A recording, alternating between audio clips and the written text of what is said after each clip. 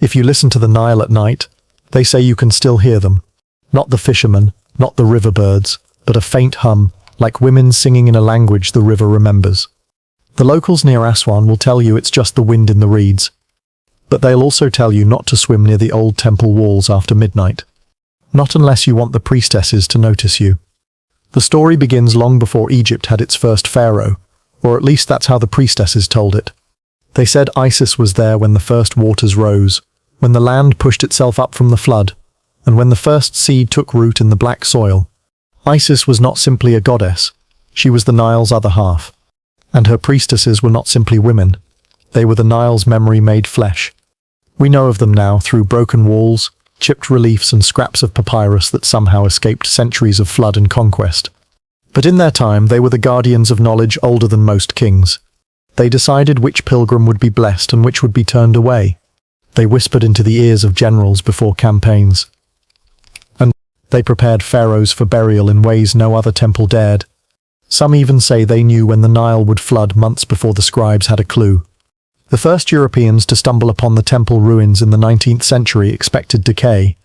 What they didn't expect were the carvings of women, dozens of them, in finely pleated linen dresses, holding sistrums and lotus flowers like weapons. One explorer, a certain Count de Villiers, wrote that the eyes in those carvings followed him like living things, and that he dreamed of them for weeks after leaving Egypt. The locals found this amusing. They knew the priestesses had always been watching travelers, even long after the temple was abandoned. Back in the height of Egypt's power, a temple of Isis was more than a house for prayer. It was part school, part hospital, part archive, part political office, and part performance hall for rituals, so elaborate they made foreign dignitaries weep. And at the center of it all were the women who wore no crowns, commanded no armies, yet could change the course of a kingdom with a single word. They were not easily made. A priestess of Isis wasn't chosen simply for beauty, though the statues suggest their beauty was the kind that inspired poetry. She was chosen for her voice, her memory, her steadiness in the face of blood or birth, and her ability to keep a secret so deep she could carry it to the grave without flinching. The training, we'll get to later, was no gentle matter. Let's just say it involved more fasting, fewer naps, and far more snakes than anyone would consider welcoming. But what exactly did these women do? The records are a mixture of awe and suspicion. Some Greek writers painted them as saints in linen, bringing the dying back from the brink. Others whispered they were seductresses, using song and perfume to sway powerful men. The truth, like most things, is probably somewhere in between. What's certain is that they wielded influence in ways that made enemies. And enemies in ancient Egypt had a way of becoming very permanent. Even the architecture of Isis's temples hinted at the priestesses' authority. The great pylons and open courtyards were for the public, for the feasts, the music, the public processions of the goddess's statue. But the inner chambers? Those were theirs. Few men ever stepped inside the sanctuary, and fewer still came back with a story. One scroll found near Philae speaks of rooms where no shadow falls, and the breath of the goddess moves through the walls. Whether that was metaphor or engineering is still debated. And then there were the festivals. Picture the Nile lined with torches, hundreds of them flickering on the water. The priestesses in white linen, their gold collars catching the firelight, stepping into boats shaped like lotus flowers. The air thick with incense, so sweet it made the sailors dizzy. Drums like heartbeats, flutes like whispers. And all of it meant to draw the goddess from her statue into the bodies of her priestesses, if only for the night. It's no wonder the Greeks were obsessed. When they came to Egypt, they didn't just study the architecture, they signed up for the rituals. Some even went home claiming they'd been reborn in the mysteries of Isis. Of course, those same Greeks were also fond of exaggeration, but the fact remains, whatever the priestesses were doing in those temples, people wanted in. And that's where the real mystery begins. Because for all the carvings, scrolls, and traveler accounts, there are gaps, whole decades where the records fall silent. And all we have are rumors. Whispers of a night when the Nile ran red, tales of a queen who vanished after visiting the sanctuary. And perhaps strangest of all, the story of the priestess who walked into the desert alone and returned years later, unaged, with sand in her hair and stars in her eyes. But that, as you'll see, is only the beginning. By the time the first temple priestess took her oath, Isis had already been famous for 1,000 years. She wasn't a new goddess with clever marketing. She was an institution. Her name was spoken in the same tone farmers used for rain, midwives for healthy births, and generals for victory. She was, in short, the one you called when everything mattered. To understand the priestesses, you have to understand their employer. Isis was not a polite, decorative goddess carved for aesthetics. She was the goddess of magic, motherhood, mourning, and revenge, a woman who could heal your wound and ruin your enemy before breakfast. She had rescued the body of her murdered husband Osiris, reassembled him piece by piece like a divine puzzle, and breathed life back into him long enough to conceive their son Horus. She then raised that son in hiding, until he was strong enough to challenge the throne. If you were looking for a deity who understood loss, strategy, and the long game, Isis was your woman. Her temples were everywhere, along the Nile, in market towns, in cities glittering with gold. But each temple was more than just a collection of walls. It was a beating heart in the spiritual anatomy of Egypt, and the women who served inside were not just attendants. They were extensions of Isis herself, her eyes, her ears, her hands, her voice. Becoming a priestess of Isis meant stepping into a lineage that claimed divine origin. The myths said the first priestesses had been taught directly by the goddess, instructed in the art of healing, divination, and the binding of oaths. They knew the herbs that soothed childbirth, the chants that calmed storms, and the combinations of words and gestures that, according to some, could stop a man's heart without touching him. Whether you believe that or not depends on how many ancient inscriptions you've read and how much you trust ancient inscriptions. And yet, despite all that power, they didn't swagger. Accounts describe them as composed, deliberate, and terrifyingly calm. One Greek historian claimed that when a priestess entered the room, it was as if the air leaned toward her. Not everyone knew why, but everyone noticed. Part of their authority came from their dual role: spiritual guide and political operator. If a foreign ambassador arrived in Thebes with gifts, it wasn't enough to please the pharaoh. He also had to please the priestesses of Isis. If a high-ranking official offended the temple, his fortunes could turn very quickly. There are records of men mysteriously losing their appointments after misunderstandings with the sisterhood. It seems that divine disapproval was bad for one's career. The goddess herself was never portrayed as removed from mortal life. She was depicted breastfeeding her child, grinding herbs, sailing the Nile in search of her husband's body. She was relatable, even as she was divine. And the priestesses mirrored this. They were not untouchable in the sense of being unreachable, but in the sense of being indispensable. If your harvest failed, you went to them. If your wife was barren, you went to them. If you wanted a blessing for a dangerous voyage, you went to them. And if you needed a curse, well, officially, they didn't do that sort of thing. Unofficially, let's just say certain amulets have been found in tombs that suggest otherwise. What's fascinating is how the worship of Isis grew beyond Egypt. By the late dynastic periods, her cult had spread to the Mediterranean, to Greece, Rome, even as far as Gaul. And in each new place, the priestesses adapted. In Greece, they leaned into Isis's image as a mystical healer. In Rome, they emphasized her role as a mother and protector. In some ports, she was invoked by sailors as she who protects in storms, and the priestesses performed rituals before ships set sail.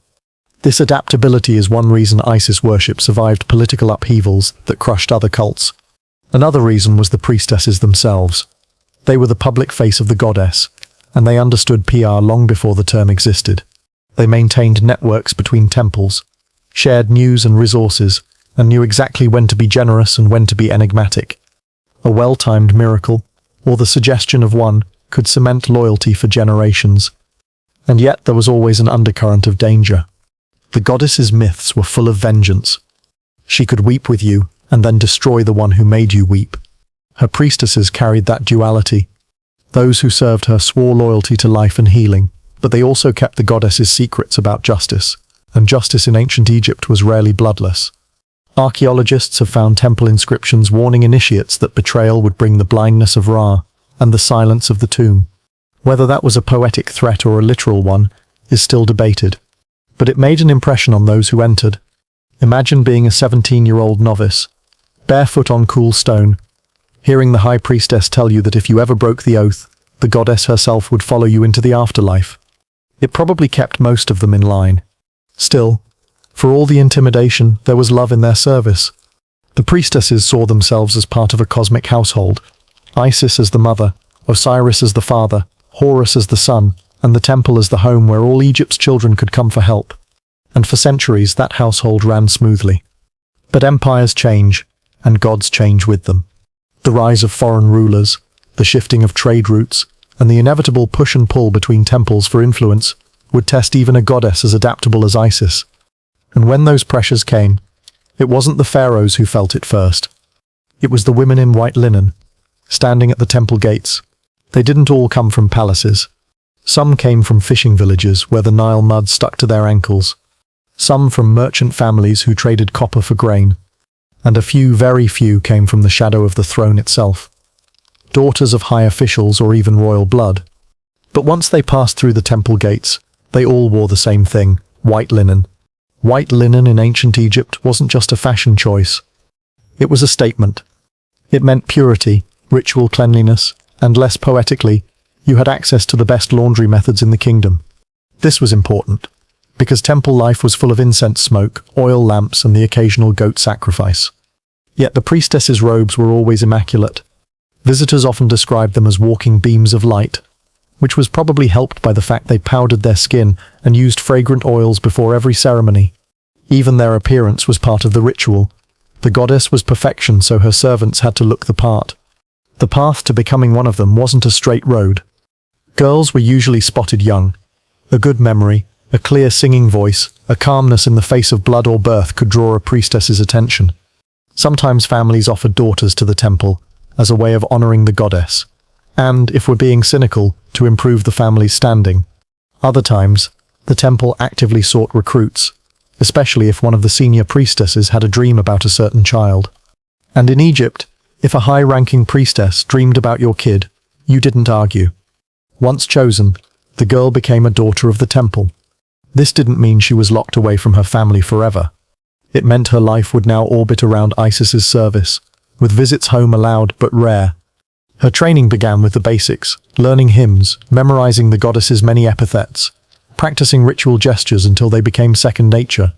She learned how to grind incense to the right texture, how to braid ceremonial ropes, and crucially, how to stand absolutely still for long stretches of time without twitching. Older novices took on more complex skills.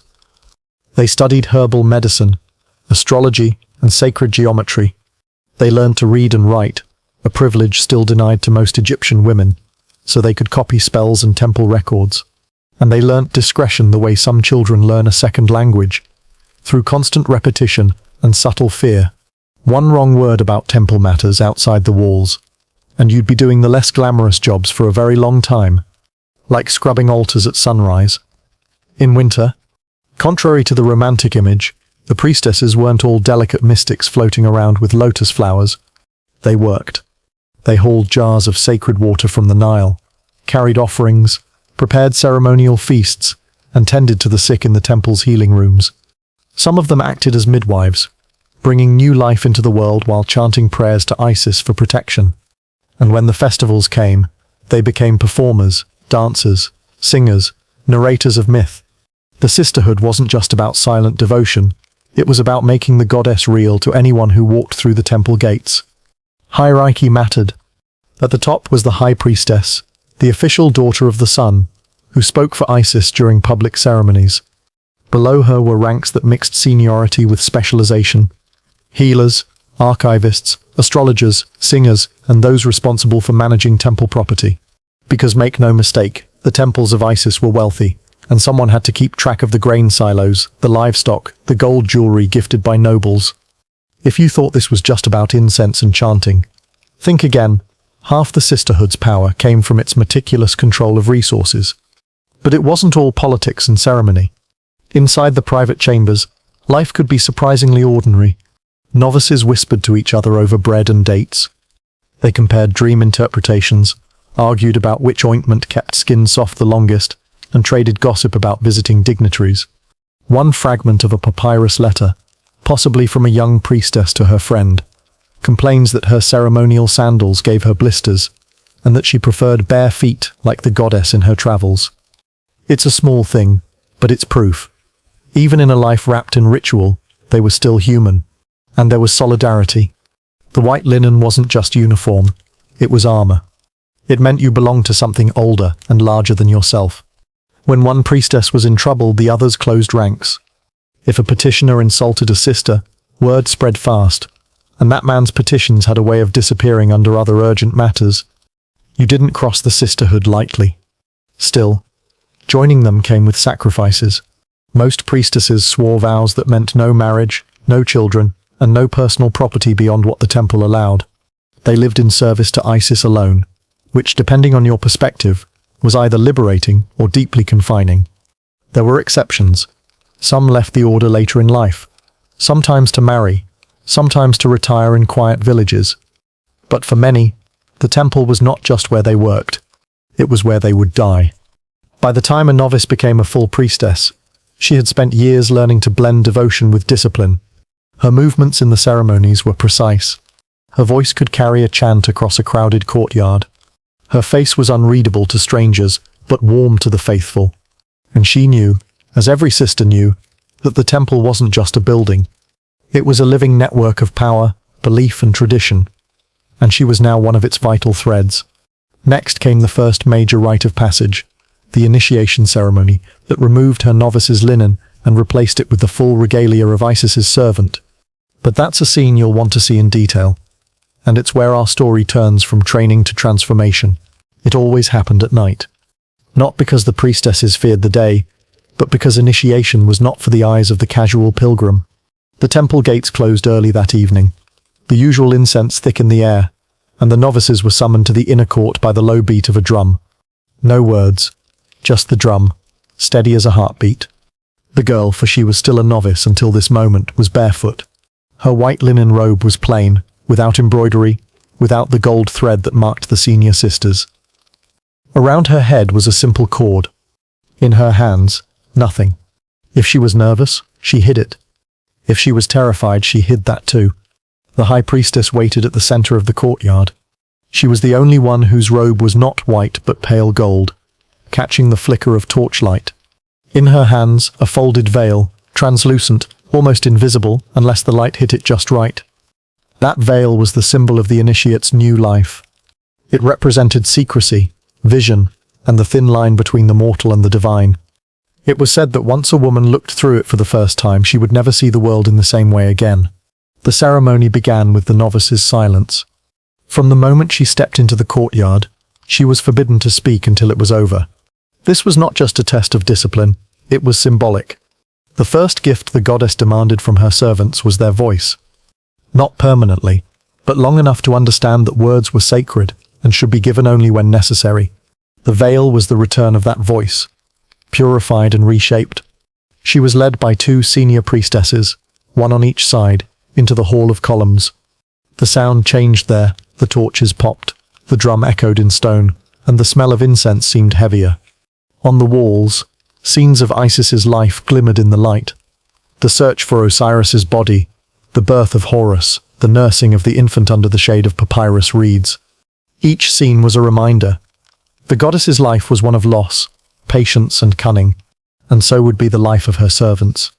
At the far end of the hall was a shallow pool, filled with water drawn from the Nile before dawn. The novice stepped into it, the cold making her gasp, though she was careful to keep silent. The high priestess took a jug, poured water over her head, and spoke the words that had been spoken to every initiate for centuries. You are no longer your own. You are the hands of Isis. You are the breath of Isis. You are the voice of Isis. Then came the anointing. Fragrant oils were rubbed into her hair, her hands, her feet. Not the cheap kind, the good stuff. Imported resins mixed with local herbs. Each oil had a purpose. Protection, clarity, healing. It was practical magic. But it also smelled expensive, which is always good for morale. After the anointing, she was led to a low stone table where a small coffer was placed. Inside was the veil. It was lifted, unfolded, and placed over her head, falling just past her shoulders. Through its fine weave the world blurred. The torches became halos, the faces around her became outlines, and the high priestess's voice seemed both near and far. This is the veil of the living goddess, she said. It hides you from the unworthy and reveals to you what others cannot see. For the next several moments, the initiate stood in stillness. The drum stopped. The only sound was the faint hiss of oil lamps. This was the heart of the silence. The moment when the priestess, the temple, and the goddess were said to meet in one breath. Whatever she saw or felt then was hers alone. Some later claimed visions, the Nile flowing backward, the sky opening to reveal stars they'd never seen before, the face of the goddess herself leaning close enough to whisper. Others admitted they saw nothing at all, just darkness and the steady sound of their own heart. Both were considered valid. The final act was the removal of the novice's plain robe. In its place she was dressed in the linen of a full sister embroidered at the edges, belted with a sash the colour of lotus petals. Around her neck went the golden faience collar that marked her rank. It wasn't just decoration, it was a signal to the world outside that she spoke for the temple. She could now perform blessings, take petitions, and represent the goddess in public processions. But there was a price. From this day forward, her life belonged entirely to Isis. Her voice was no longer hers alone. Her time was no longer hers alone. Her fate, in the temple's eyes, was bound to the goddess's will until death, and according to belief beyond it. When she finally stepped back into the night air, the crowd that had gathered outside the courtyard parted in silence. They looked at her differently now, not as a girl, but as a woman marked.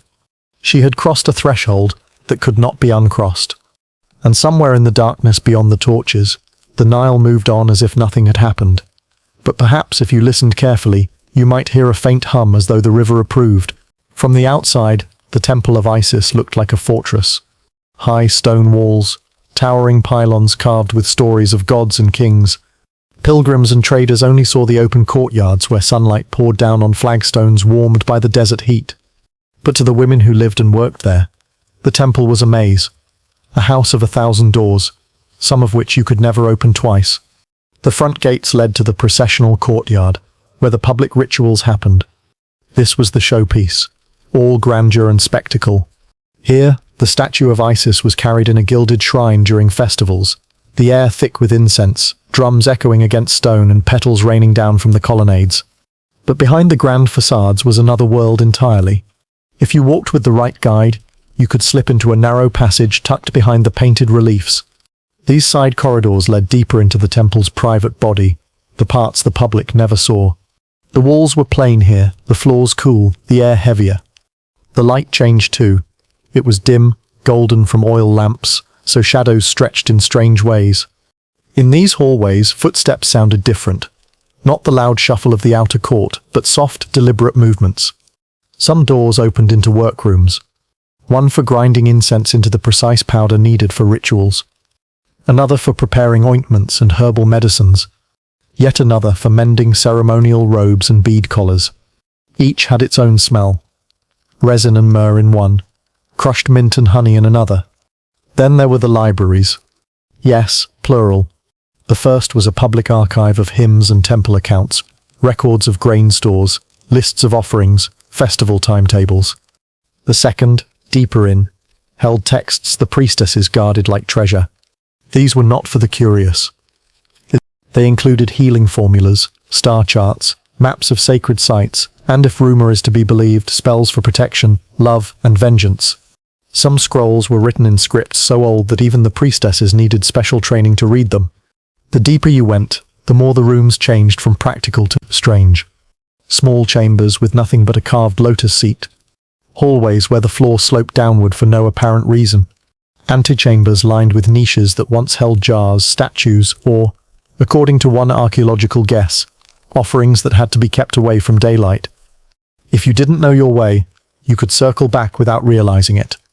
More than one visiting dignitary had gotten lost, wandering in circles until a priestess appeared silently and guided them out without a word. And then there was the sanctuary. Every temple of Isis had one, the innermost chamber where the goddess's statue stood. It was usually small, almost claustrophobic, lit only by a shaft of sunlight at noon or by oil lamps at night. The statue itself varied from temple to temple, but always showed Isis with either the throne-shaped crown or the solar disk between cow's horns. It was not a place for chatter. Only the high-ranking priestesses entered, and even then, only for specific rituals. The sanctuary was treated like the still heart of a living being. Everything else in the temple existed to protect and serve it. Beneath some temples, though not all, were crypts and storage rooms carved directly into bedrock. These were cool, even in the height of summer, perfect for preserving food, scrolls, and ceremonial objects not in use. But the crypts also had a reputation for being unsettling. Some said the air was too still, the kind that presses on your ears. Others claimed they heard faint singing below the stone, like the Nile itself was flowing underfoot. Of course, officially, this was nonsense. Unofficially, priestesses avoided going down there alone after dark. What's fascinating is how the temple's design reflected its purpose. It wasn't just a place of worship. It was a machine for controlling space, movement, and access. The public areas inspired awe. The private areas enforced hierarchy. The hidden areas protected knowledge. Every door was a filter. Who you were determined how far you could go. And if you weren't supposed to be somewhere, the architecture had a way of making you feel it. The turns sharper, the ceilings lower, the light dimmer. Foreign visitors often misunderstood this. To them, the temple seemed overly complex, almost paranoid. But to the Egyptians, it made perfect sense. A goddess like Isis had many faces: mother, healer, protector, avenger. Each needed its own space. And the women who served her needed to move between those spaces without letting outsiders see how the magic was made. The priestesses themselves became part of the architecture. They knew which doors to open silently, which corners to turn without being seen, which storerooms smelled faintly of cedar because they held offerings from far-off lands. They could navigate the temple blindfolded, and probably did during certain rites. In this house of 1,000 doors, nothing was accidental. Even the placement of a torch or the width of a corridor had a purpose, whether practical, symbolic, or both. And for the priestesses, knowing those purposes wasn't just a matter of pride. It was a matter of power. Because when you know every door in a house, you also know how to close them. If you had walked into the Temple of Isis at dawn, you wouldn't have found silence. You'd have found motion, quiet, deliberate, but constant. Before the sun even brushed the pylons with gold, the priestesses were already awake. The air was cool, the stone floors biting at bare feet, and the smell of incense already curling through the halls like a polite but insistent guest. Morning began with the lighting of lamps. It wasn't a matter of simply striking a flame. Each lamp was lit with a short chant, a gesture, and a drop of sacred oil. The smoke rose slowly, carrying with it the scent of frankincense or kaifi, a blend so complex that modern chemists have tried and failed to replicate it exactly. The smoke wasn't just fragrance. It was a signal to the goddess, a way of saying, "We are awake, and we are working for you." After the lamps came the cleansing. The priestesses washed their hands, faces, and mouths with water drawn from the Nile before sunrise, the moment when, according to temple belief, the river was most pure. They also bathed the statues of the goddess, carefully wiping away the fine layer of dust the desert leaves on everything, no matter how sacred. To an outsider, this might have looked like mere housekeeping. But in the temple's eyes, it was tending to the living body of Isis herself. Then came the offerings.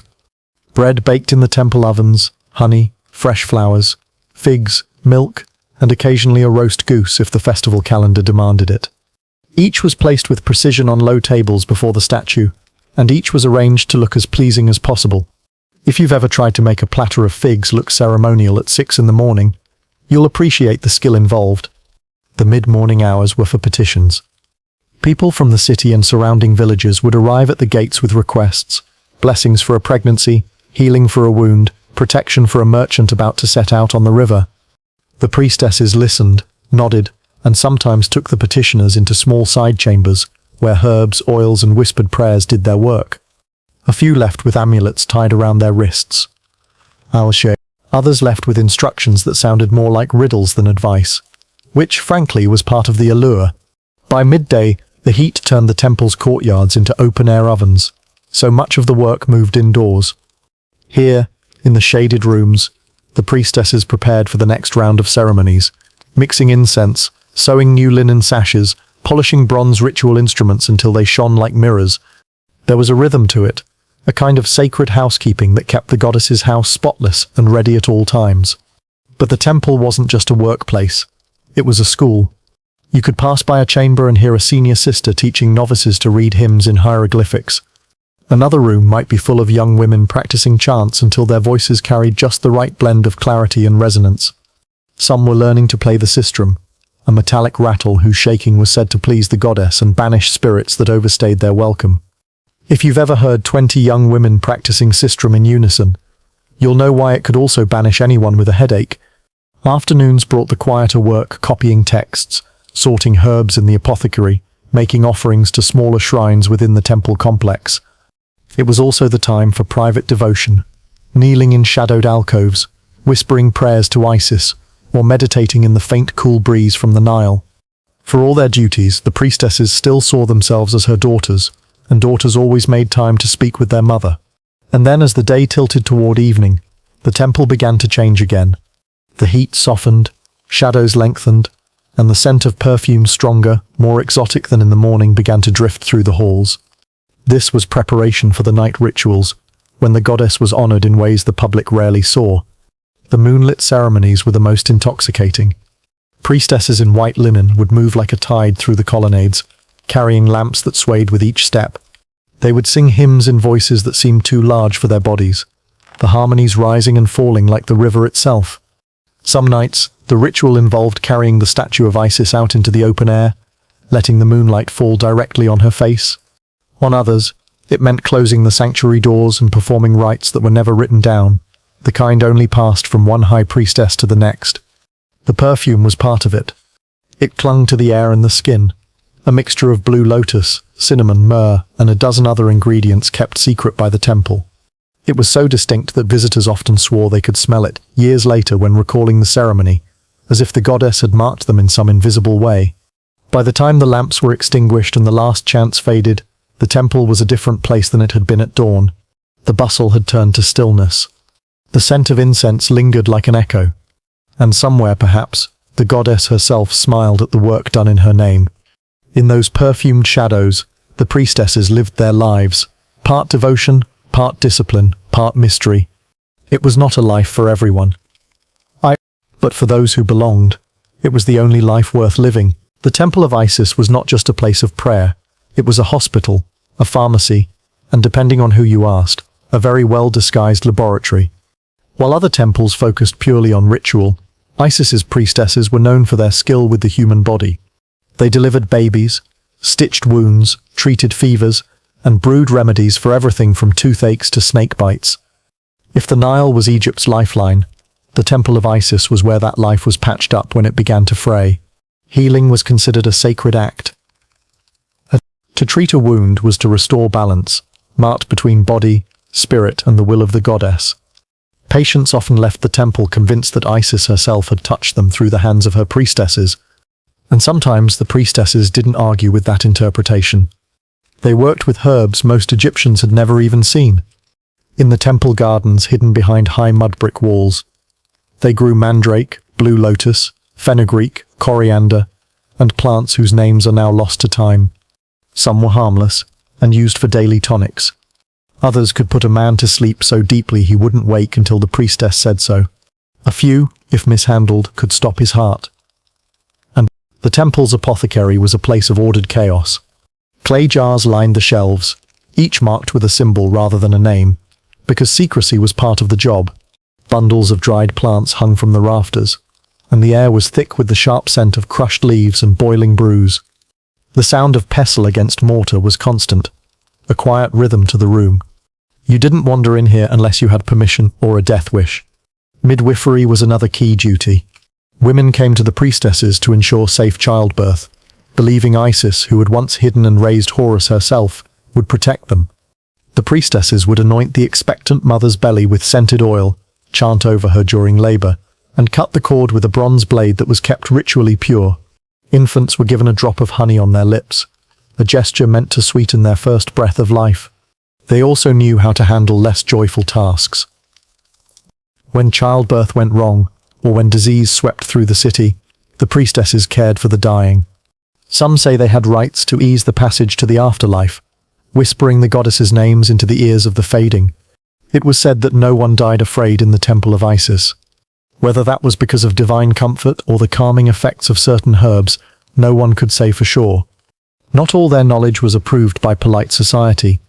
Some plants in their store could blur the mind, induce visions, or loosen the tongue of even the most tight-lipped official.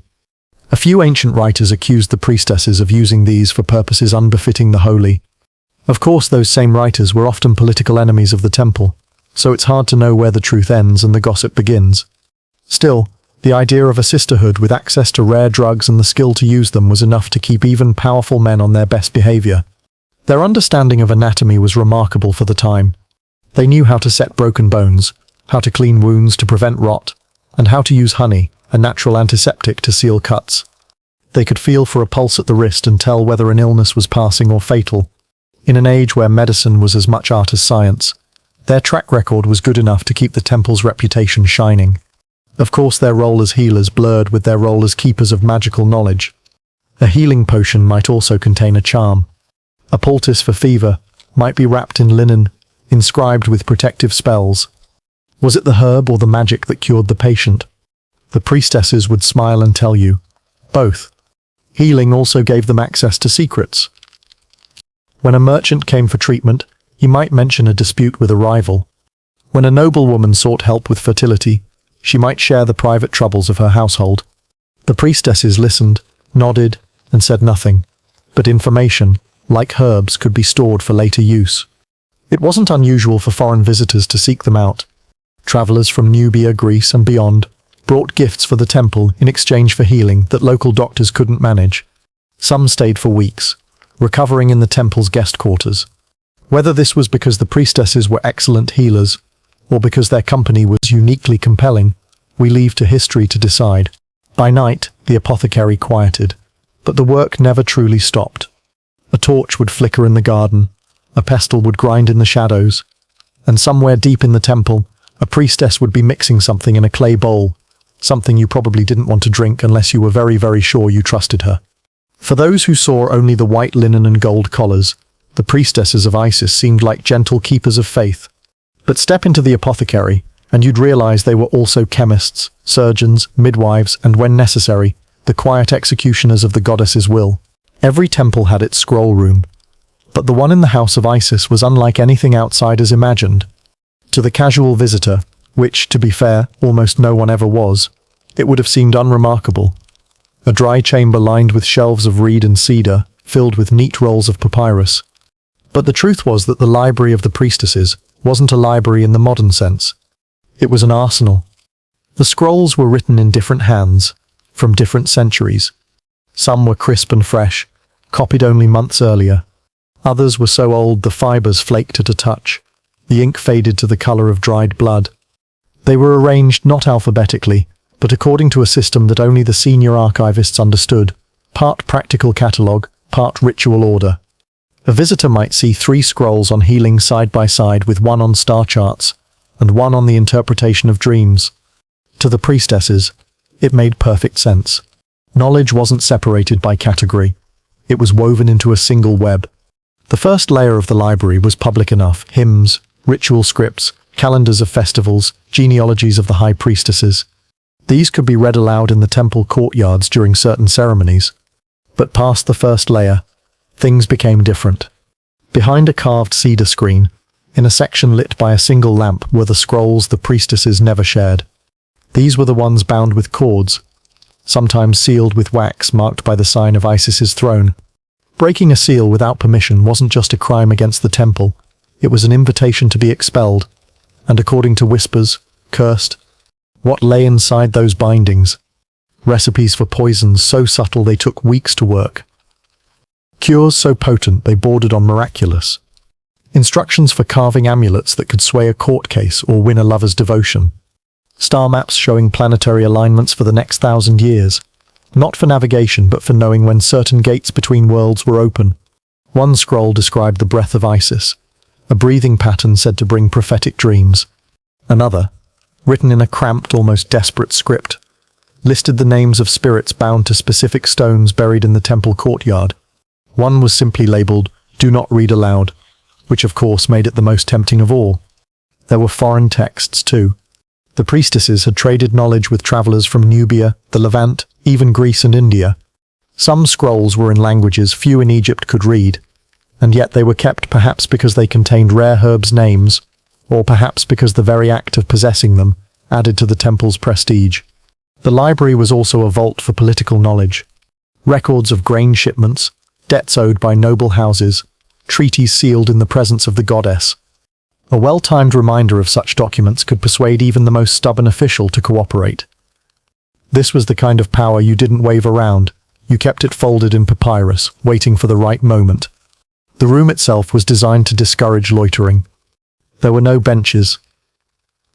You read standing, at a low cedar table, under the watch of a senior sister who just happened to be nearby at all times. The air was dry, the light low, perfect for preserving papyrus, terrible for reading comfort. It made you finish your work and leave before you started wondering what was behind the next shelf. Every so often, a novice would be allowed in, not to read, but to assist in copying a less sensitive scroll. This was considered both an honor and a test. A careless hand could ruin a week's work. A wandering eye could ruin a career. The novice would stand there, brush in hand, aware that the senior archivist's gaze was as steady as the goddess's own. Some of the oldest scrolls were said to have been written in the time before the first pharaoh. Whether that was true or just temple lore is impossible to prove. Though modern scholars admit that some materials in the collection were astonishingly ancient even in Cleopatra's time, the priestesses claimed they had been passed down from the first daughters of Isis, a lineage so long it blurred into myth. But here's the thing. Not every scroll was meant to be understood. Some were written in deliberately obscure language, filled with metaphors and symbols only an initiate could decode. Others were written in reversed text, meant to be read with a mirror, and a few contained nothing but strings of nonsense words, which according to the priestesses, would make perfect sense once you awakened. It's the kind of answer that's either profound or infuriating, depending on your patience.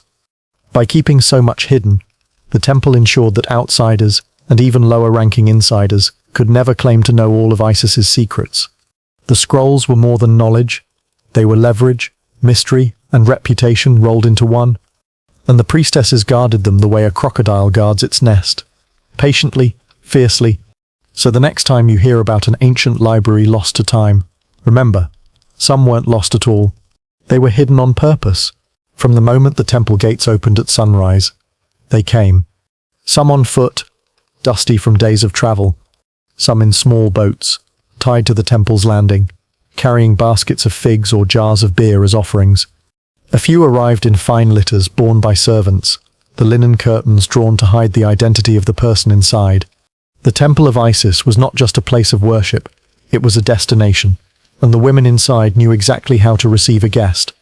Pilgrims came for blessings. Merchants about to set off upriver for Nubia, hoping for calm waters and fair deals. Farmers who wanted the Nile's flood to be generous but not destructive. Young couples who wanted a child. Old couples who wanted their child to return from war. Some came for healing, some for guidance, and some, though they wouldn't say it out loud, for revenge. The process began at the outer court, where a lower-ranking sister would greet the visitor. She'd accept their offering, ask their name, and, if necessary, their request. It was not always written down. Many times, the priestesses preferred to remember such things in their heads. Papyrus could be read by the wrong eyes, but memory was loyal if trained well enough. Petitioners with simple requests might be given a blessing on the spot. A short chant, a splash of Nile water across the hands, perhaps a small amulet pressed into their palm. But if the matter was more serious or more profitable, they were escorted deeper into the temple to wait for an audience with a higher-ranking sister. The waiting areas were deliberate in their design. They were shaded and cool, with the scent of lotus in the air. Water jars stood within reach, and occasionally figs or dates were offered. It was hospitality, but it was also psychological. By the time a petitioner stood before the priestess who could grant their request, they had been soothed, calmed, and softened. Even the most hardened trader felt a little smaller under the temple's roof. When the audience came, it was never rushed. The priestess sat on a low seat, with the petitioner before her. Sometimes she listened in silence. Sometimes she asked questions, not many, but enough to make the visitor feel as though their entire soul had been laid out on the floor between them. Her voice was calm, measured, and without judgment. It was a skill honed over years. making a person feel both safe and slightly vulnerable at the same time. Some requests were routine: a blessing for a journey, a charm to ease childbirth, advice on when to plant certain crops based on the stars. Others were trickier. A man who suspected his business partner of stealing might ask for divine justice. A woman whose rival was about to marry into a wealthy family might want the match delayed. Officially, the temple did not involve itself in personal disputes. Unofficially, it depended on who was asking and what they were offering. The offerings themselves were varied. Some brought coins or jewelry. Others brought grain, oil, or fine cloth. A few brought rare items from far-off lands: incense from Arabia, lapis from Afghanistan, wine from Crete. The temple accepted them all. Offerings weren't payment, at least not in the blunt sense. They were an expression of devotion that just happened to be very useful for maintaining a wealthy and influential institution. Not every petitioner left with what they wanted. Some were told to return at a later date, which might mean the priestesses needed more time to act, or that the temple had no intention of acting at all. A few were turned away outright, especially if their requests went against the temple's interests. This could be devastating. Being refused by Isis's servants was not just a personal disappointment, it was a public mark against you. Rumors traveled fast, and soon everyone would know that the goddess had closed her ears to you. But for those who received the blessing, the ritual could be elaborate. The priestess might take them to a small shrine, light a lamp, and anoint their forehead with oil. She might whisper words in a language the petitioner didn't understand, letting the mystery itself be part of the power. Sometimes the blessing involved tying a cord around the wrist, which the person was told to wear until it fell away by the goddess's will. This might take days or weeks, and every time the cord brushed against their skin, they would think of Isis and the promise made in her temple. There were also pilgrims who never made it past the gates. Some simply came to leave an offering and go, a loaf of bread placed on the altar in the outer court, a jar of honey set before the temple steps. They might bow their heads for a moment, whisper a prayer, and leave without ever speaking to a priestess. In their eyes, the temple itself was enough. It's easy to think of the priestesses as isolated behind stone walls, but the truth is, they were connected to the outside world through these daily encounters. Every petitioner was a thread in the web, and the more threads they had, the stronger their reach. By the end of the day, the temple wasn't just a spiritual sanctuary. It was a ledger of human hopes, fears, and debts, some written in offerings, some in whispered promises, and some in the silent, knowing glances exchanged between the sisters. If you really wanted to see the power of the Temple Priestesses of Isis, you didn't go on an ordinary day. You went during a festival. And if you were lucky or clever enough to get yourself invited behind the scenes, you'd see that a feast for the goddess was as much strategy as celebration. The most famous of these festivals were the Navagium Isidis and the Feast of the Lights. Both turned the quiet, incense-scented temple into the beating heart of the city. By sunrise, the streets outside were clogged with people. Farmers in their best linen tunics. Merchants with carts of fruit, flowers and wine to donate. Foreign sailors craning their necks to get a glimpse of the procession they'd heard about from ports hundreds of miles away. Preparations began days before. The temple walls were scrubbed until the relief carvings caught the light like new. Oil lamps were filled and polished. The statue of Isis, usually kept hidden in the sanctuary, was ritually washed, anointed with myrrh, and dressed in garments embroidered with gold thread. The priestesses worked in shifts, making sure the goddess's attire was perfect. Even the way the folds of linen fell was considered a reflection of devotion. For the Feast of the Lights, the temple's colonnades were hung with garlands of palm leaves, papyrus flowers, and lotus blossoms. Hundreds of small clay lamps were arranged along the walls and stairways. By nightfall, the temple would glow like a star fallen to earth, visible from the far side of the river. But it was the Navagium Isidis that truly showed the priestesses' theatrical mastery. At the heart of it was the river procession, a symbolic journey recalling the myth of Isis searching the waters for the scattered pieces of Osiris. The goddess's statue was placed in a gilded shrine, then lifted onto a ceremonial boat shaped like a lotus. The boat itself was a work of art, gold leaf along the edges, a painted prow in the shape of a falcon's head, and a canopy of white linen that swayed with the breeze. The priestesses didn't just ride in the procession, they were the procession. In white linen robes edged with blue and gold, They moved in pairs down to the docks, carrying sistrums and bouquets of lotus.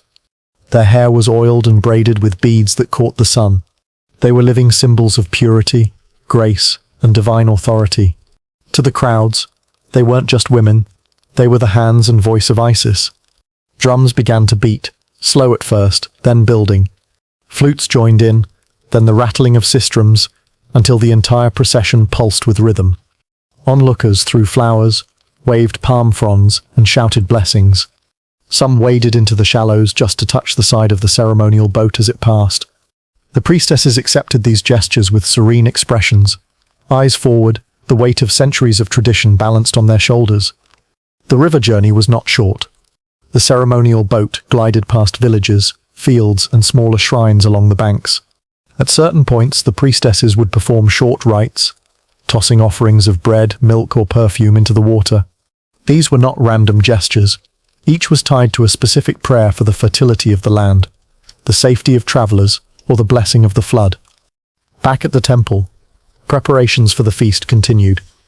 Tables were laid with bread, honey, roast fowl, and jars of sweet wine. Large bronze basins of lentils and beans simmered in the kitchens. For the public, food was part of the celebration. The goddess was generous, and so her temple was generous too. But the most lavish portions were set aside for honored guests, nobles, foreign dignitaries, and those whose donations kept the temple thriving. When the boat returned at dusk, the scene was almost unreal.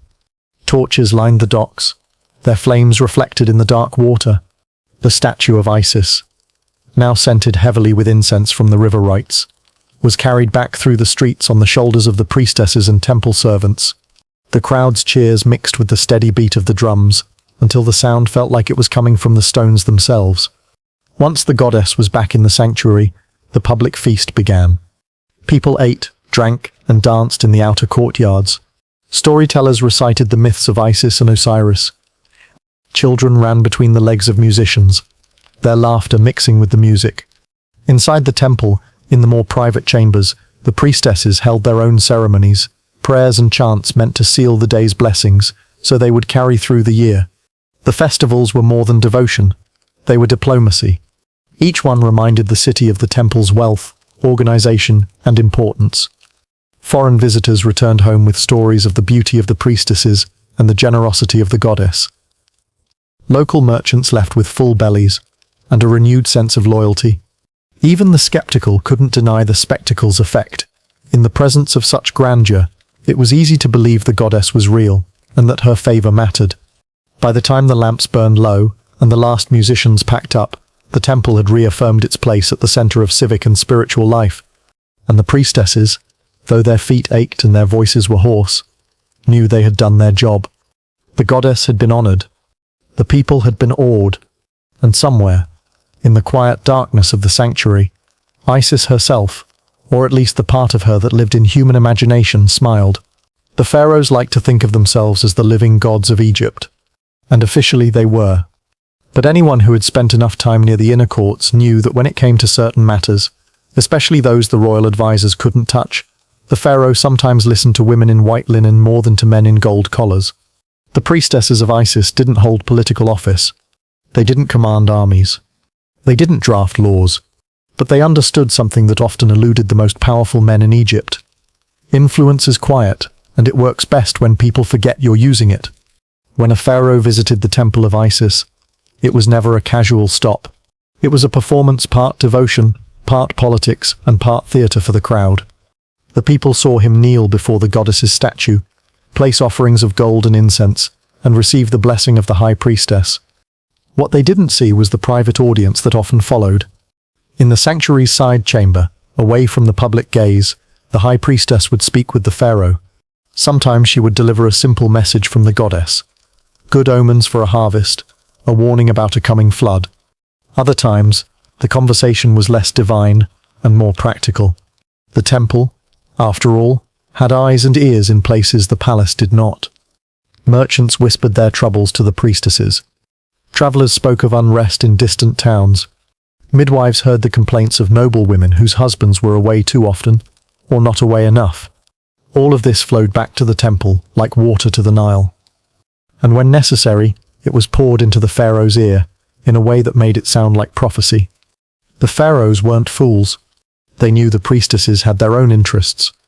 But Isis was one of the most beloved deities in the land, and alienating her temple could stir public unrest. If the priestesses suggested that the goddess's favor was tied to a certain decision, it was often safer and wiser to comply. This influence wasn't limited to Egypt's borders. When foreign dignitaries came to Thebes or Memphis, they were often encouraged to visit the Temple of Isis. The priestesses would greet them with the kind of ceremony that made Egypt seem both impossibly rich and deeply devout. A visiting king might be given an amulet, blessed by Isis herself before returning home. If months later, that same king happened to favor Egyptian merchants or diplomats, well, who could say whether it was divine will or simply good politics? There are inscriptions that hint at the priestesses' involvement in succession disputes.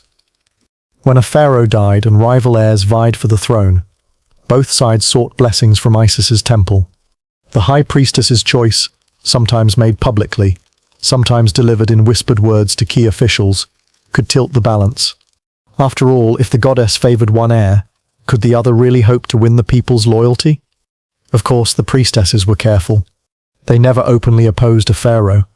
Instead, they framed their counsel as interpreting omens, dreams, or divine signs. If the Nile's flood came early, they might say it was a warning against an ill-advised military campaign. If a rare bird appeared in the temple courtyard, it might be taken as a sign to reopen trade with a certain city. The line between superstition and strategy blurred until even the pharaoh might not be sure which he was following. The temple's wealth also gave it leverage. Like any major institution, it owned land, livestock, and storage granaries. In years when the harvest was poor, the temple could release grain to the people, earning loyalty that the palace might envy. In this way, the priestesses didn't just serve the goddess. They managed a safety net that could rival the state's. Not every pharaoh appreciated this. There were attempts, especially under rulers influenced by other powerful cults, to limit the temple's reach. Sometimes these came in the form of reduced funding or restrictions on festival processions. But the priestesses knew how to adapt. They might tone down public displays, but their network of influence through healers, merchants, and midwives kept the temple's voice alive. It's tempting to imagine these meetings between pharaoh and high priestess as tense chess games, but records suggest they were often warm, even ceremonial. The pharaoh would bring gifts to the goddess, gold, alabaster, fine linens, and in return the high priestess would bless his reign with rituals meant to bind his rule to divine protection. The ritual itself may have been symbolic, but the political bond it created was very real. And while the pharaoh might leave thinking he had received divine counsel, the priestesses knew they had also secured something for the temple. A favor granted, a resource promised, an enemy kept at bay. Theirs was a balancing act. Serve the goddess, serve the people, and serve the temple's survival. Over centuries, pharaohs came and went. Some were wise, some foolish, some so deeply in love with their own image they might have thought the sun rose because they ordered it. But all of them, at some point, stood in the shadow of Isis's temple and listened to the women in white linen. And in those moments, Egypt's so-called living gods remembered that even divine kings sometimes need advice from mortal queens of influence. For centuries, the Temple of Isis had been the spiritual heartbeat of Egypt. But eventually, its pulse was felt far beyond the Nile. Foreigners began arriving at its gates, first in small trickles, then in steady streams, drawn by the rumors of its beauty, its mysteries, and the women who served the goddess. They came from everywhere. Merchants from Greece, their ships heavy with olive oil and amphorae of wine. Diplomats from the Levant, hoping to secure trade agreements under the goddess's blessing. Nubian nobles with gold dust in their hair and leopard skins draped over their shoulders. Even Roman adventurers, curious and a little arrogant, wandered up the temple steps as if they owned the place. The priestesses received them all, graciously, but on their own terms. No one simply walked in and demanded an audience. Foreigners were greeted in the outer court by a sister fluent enough in their language to handle basic introductions. If they brought offerings, and they always did, because no one wanted to be remembered as stingy in front of a goddess, the gifts were accepted with ceremonial thanks. Then came the waiting. It could be an hour. It could be a day. The message was clear. The goddess moved on her own schedule. When the audience finally came, it was rarely what the visitors expected. Some imagined they would meet a mysterious figure in a cloud of incense, speaking in riddles, Instead, they found themselves face to face with a woman whose gaze could strip away pretension in seconds. She might begin by asking about their journey, the winds on the river, the markets they'd passed. It seemed casual, but it was assessment. Every answer told her something: how far they'd traveled, how much they'd spent, how desperate they might be for the goddess's favor. The Greeks were perhaps the most enchanted. They already had their own gods and goddesses, but Isis offered something different, a blend of motherly compassion and unshakable authority. Greek sailors took to wearing small amulets of the goddess, believing she would guide them safely through storms. Some even returned year after year, claiming they owed their survival to her, and by extension to the women in the temple who spoke for her. The Romans were harder to impress. At first they treated the temple as a curiosity, one more exotic wonder to tick off their list. But a few returned changed. There's a story, half legend, half history, of a Roman officer who came seeking a blessing for his military campaign. The high priestess told him plainly that if he continued with his plan, he would fail. He ignored her, marched north and lost half his forces to disease before turning back. When he returned to the temple months later, he brought gifts worth more than his original campaign budget. From then on, he was seen as the Roman who listens, a rare and somewhat amusing sight. Foreign fascination had practical benefits for the temple. Merchants brought rare goods that Egypt didn't produce: cedar wood from Lebanon, spices from India, fine wool from Anatolia. These weren't just luxuries. They were tools for ceremony, trade, and influence. The temple's storehouses began to hold not only Egyptian staples like grain and oil, but also items that marked it as a hub in an international network. But with outsiders came challenges.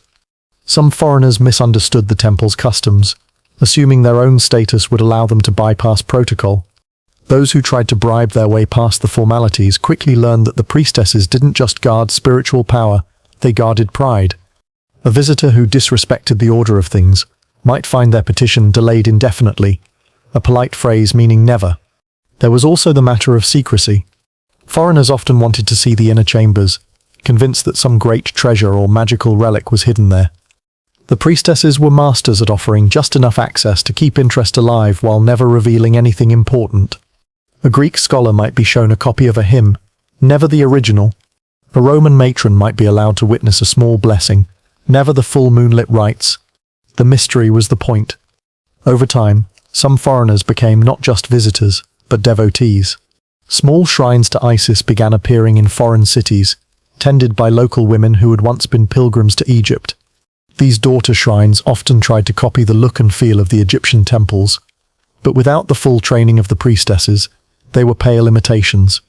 Still, the cult of Isis spread, from Alexandria to Athens to Rome itself, and with each new outpost, the influence of the original temple grew. The priestesses understood this better than anyone. They didn't need to leave Egypt to extend their reach. They just needed to send the right impression home with each visitor. A blessing here, a charm there, a story of divine intervention to be repeated over wine in some foreign villa. By the time the tale reached its final audience, it might be unrecognizable, but it would still carry the name of Isis and the memory of her priestesses. The gates of the temple were more than physical. They were a filter, deciding who would leave with a piece of the goddess's favor and who would leave empty-handed. To outsiders, the priestesses were warm but inscrutable, a quality that kept them coming back, trying to understand more. And that, of course, was exactly how the temple liked it. There was one festival the temple never advertised. No public invitations, no colorful banners in the marketplace, no eager children begging their parents to take them. If you knew about it, it was because you were meant to. And if you weren't meant to, well, you might hear whispers, but you'd never see it. It was called the Night of the Black Boats. The name alone carried weight.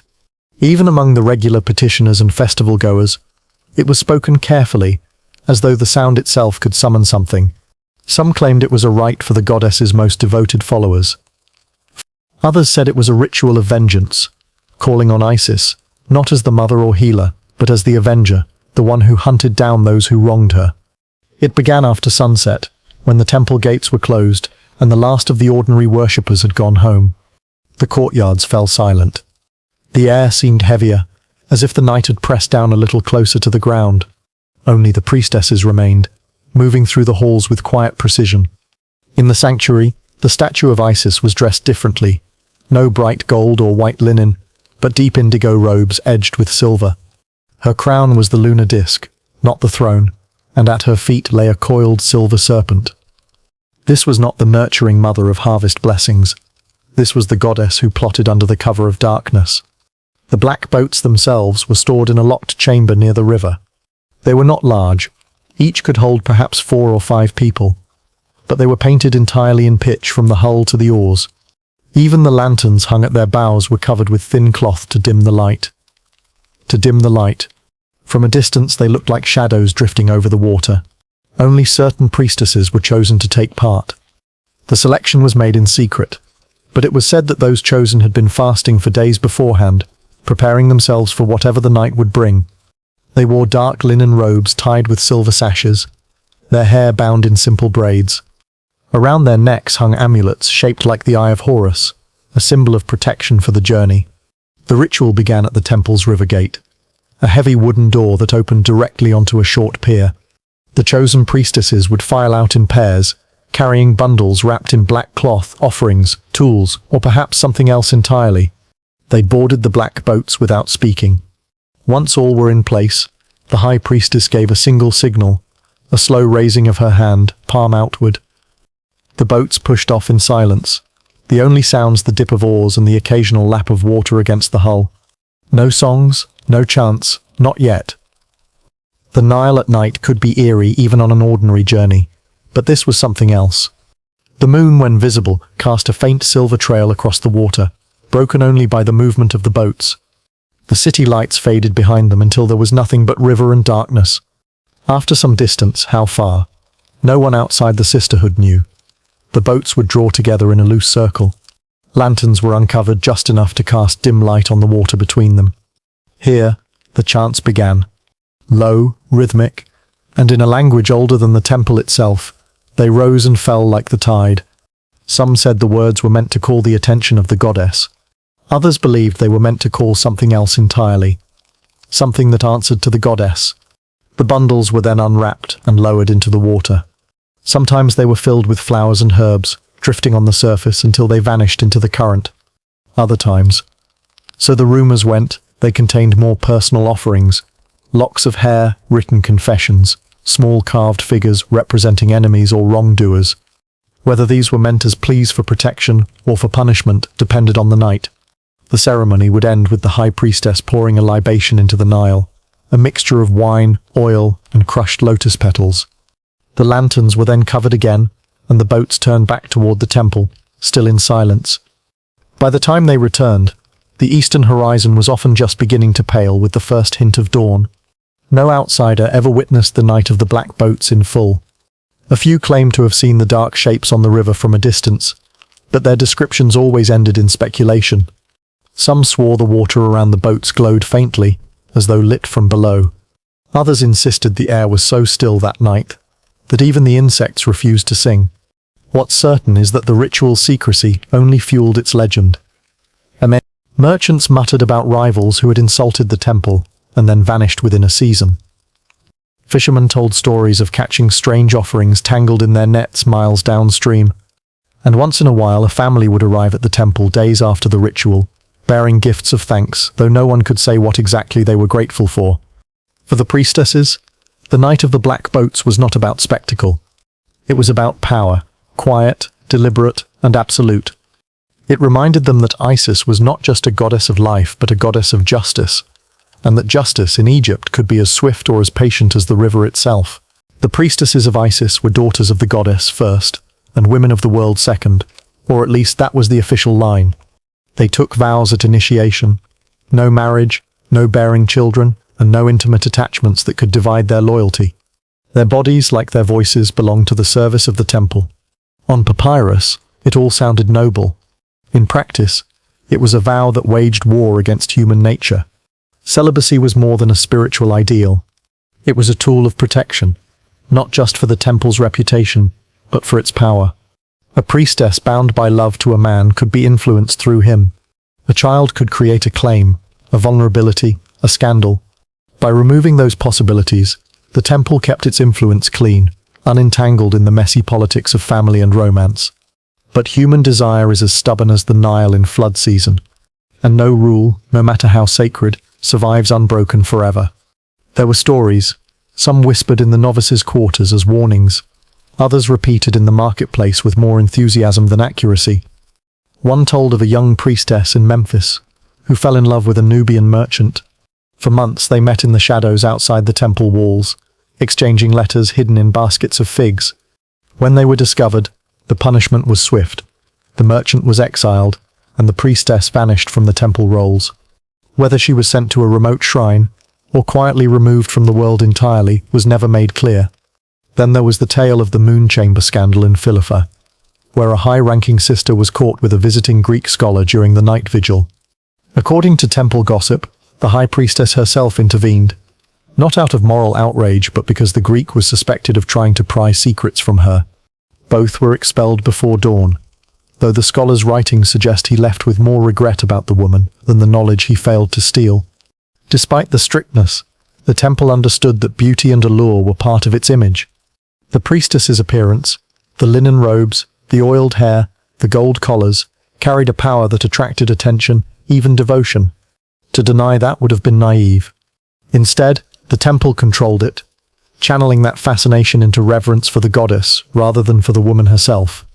Officially, any display of personal attachment was discouraged. Unofficially, there were lines between acceptable warmth and dangerous intimacy, and those lines were flexible, depending on the politics of the moment. A nobleman might be allowed private conversation with a priestess if it secured his family's continued donations. A foreign dignitary might receive a personal blessing that lingered just long enough to make him remember Egypt fondly. But anything beyond that risked crossing into the realm of scandal. Breaking the vow was considered not just a personal failing, but a spiritual crime. It was believed that a priestess who betrayed her oath weakened the protective magic of the temple itself. Some scrolls describe ritual purifications performed after such betrayals, fasting, bathing in sacred waters, and reciting prayers for hours under the watch of senior sisters. In extreme cases, the offender was stripped of her veil and jewelry in a public ceremony, a symbolic stripping away of the goddess's favor. Yet, despite the danger, some still risked it. Perhaps because service to the goddess demanded so much that any glimpse of human tenderness became irresistible. Perhaps because the temple's constant control made the idea of breaking a rule intoxicating. Or perhaps because love, like the Nile, simply finds a way. Some broken vows ended quietly. A pregnant priestess might be sent away under the pretense of illness, her child raised in a village far from the temple. Others ended dramatically, with whispered accusations and late-night removals under guard. The temple never confirmed such events, but the sudden disappearance of a familiar face rarely went unnoticed. The paradox was that Isis herself was no stranger to love, loss, and loyalty. Her myths were filled with devotion to Osiris, a love so fierce it defied death. The priestesses, in theory, embodied that same devotion but directed entirely toward the goddess. A man could not be the center of their life, because Isis already was. Still, the human heart rarely consults temple rules before it beats faster. And for those who crossed the line, the cost was steep. Not only could they lose their place in the sisterhood, but they risked losing the protection of the goddess's name in a world where a woman alone had few allies. Perhaps that was why the vow was drilled into novices so fiercely. It wasn't just about control, it was about survival. A priestess who gave her loyalty to anyone but Isis risked losing the only home, family, and power she had. And so the white linen remained spotless, the veils stayed in place, and the public saw only the pure, untouchable daughters of the goddess. But behind closed doors, under moonlight or in the shadows of the colonnades, there were moments fleeting, dangerous and entirely human, that the official records never mentioned. For all their grace and divine reputation, the priestesses of Isis lived in a world where enemies were inevitable. In Egypt, religion was never just about gods. It was about power, land, and influence. And the Temple of Isis had plenty of all three. Other priesthoods, especially those serving major gods like Amun, Ra, or Ptah, saw the rise of Isis's cult as a threat. Every offering made to her temple was an offering not made to theirs. Every festival that drew crowds to her courtyards was a day their own courtyards stood quieter than they liked. It didn't take much imagination to see why some rival priests might prefer the sisterhood's light to dim. These rivalries rarely erupted into open hostility. Egyptians were polite about their power struggles. Instead, the attacks came in the form of whispered rumors, sudden inspections of temple finances, or questions about whether certain rites were in accordance with tradition. It was remarkable how often tradition became a weapon when someone's influence was at stake. One tactic was to challenge the priestess's celibacy. Rival temples spread tales, some outright invented, of secret lovers and midnight scandals. Most of these stories were absurd, but in the court of public opinion, even absurdity could leave a stain. If the people began to doubt the purity of the daughters of Isis, the goddess's image could suffer along with the temple's political standing. Then there were the economic attacks. The Temple of Isis owned farmland, granaries, and herds of cattle. In years of poor harvest, they could distribute grain to the people, an act that earned loyalty and gratitude.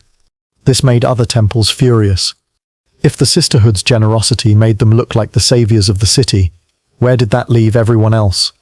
It wasn't unusual for a rival priesthood to accidentally delay shipments of supplies headed for Isis's granaries, or to petition the pharaoh to redirect taxes away from the temple. Politics in the royal court were another battlefield. The priestesses' closeness to the pharaoh and high officials gave them access to information and influence. But this also made them targets for courtiers eager to push their own agendas. A poorly timed piece of gossip, an accusation of mismanaging donations, even a subtle suggestion that the goddess's favor was waning. These could be enough to cause the pharaoh to hesitate before granting a request from the sisterhood.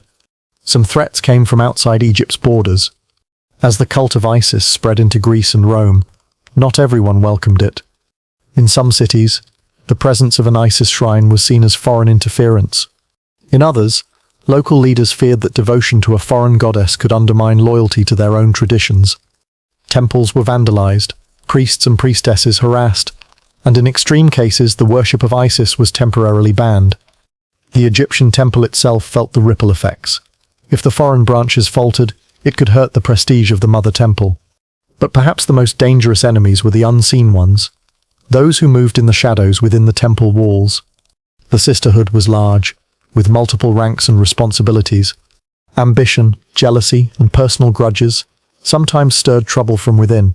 A novice passed over for promotion might spread stories to damage her rival.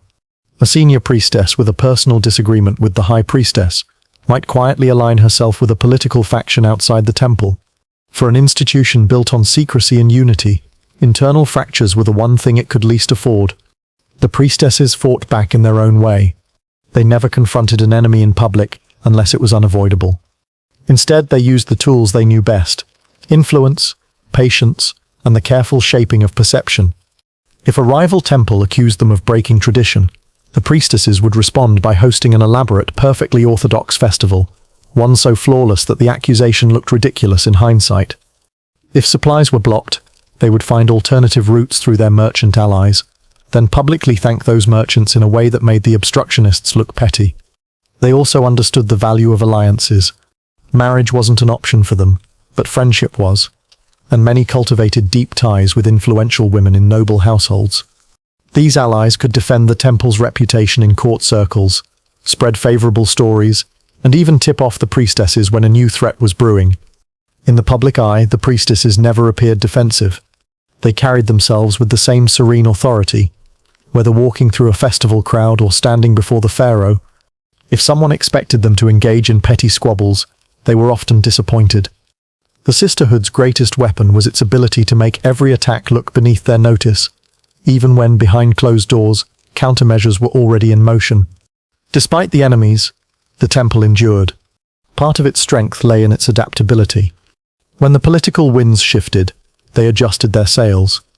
When a rival gained influence, they found a way to align interests rather than clash outright. And when an enemy refused to make peace, they waited. Because in Egypt, the Nile always came back, and time had a way of drowning those who could not swim with the current. For all their divine devotion, the priestesses were pragmatists. They knew that power was as much about survival as about glory. Enemies would always be there in the shadows, in the courts, in the temples down the street. But as long as the goddess's image stood in the sanctuary and the people still came to lay their offerings at her feet, the sisterhood's place in Egypt was secure, at least for now. When the Romans came to Egypt, they didn't knock. They marched in, planted their standards, and declared the Nile's breadbasket part of the empire. For the temples, it was a moment of reckoning. Some gods fell out of favor overnight. Others were embraced as exotic curiosities to be paraded in Roman processions. And then there was Isis, the goddess who somehow became both more famous and more vulnerable than ever before. The Romans had heard of her long before they arrived. Her cult had already spread to Rome and beyond through merchants, sailors and travelers who carried her name across the Mediterranean. In some Roman cities, she was worshipped in grand marble temples. In others, she was banned for being too foreign or too seductive, only to be reinstated when the political winds shifted. The goddess had a reputation, and reputations, the priestesses knew, could be either a shield or a spear. At first, the Roman governors treated the Temple of Isis with cautious respect. It was popular with the locals, wealthy, and clearly capable of organizing massive public festivals, all things that could be useful for keeping Egypt stable. But there was also a subtle, unspoken tension. Rome didn't like competition for loyalty. A goddess who could command devotion as fiercely as Isis did was, in the eyes of some Roman officials, a potential rival to imperial authority. The priestesses adapted quickly. They began incorporating subtle nods to Roman culture into public rituals. The goddess's statues were sometimes dressed in garments that blended Egyptian linen with Roman-style draping. Blessings for the pharaoh were now accompanied by blessings for the emperor. Officially, this was respect. Unofficially, it was survival, a way to remind Rome that the temple could be an ally rather than an obstacle. Roman influence brought changes in the temple's day-to-day life. Funding from the state became more dependent on political favor. Where once the pharaoh might have visited personally to renew the temple's endowments, now it was a Roman administrator deciding how much grain or gold to allocate. Some governors were generous, seeing the temple as a useful public relations tool. Others were stingy, suspecting that the wealth of Isis's cult was better off redirected to imperial projects. With the Romans also came soldiers, and soldiers brought trouble. Many were curious about the temple, drawn by its beauty and the mystique of its priestesses. Some came with genuine devotion, others with less holy intentions.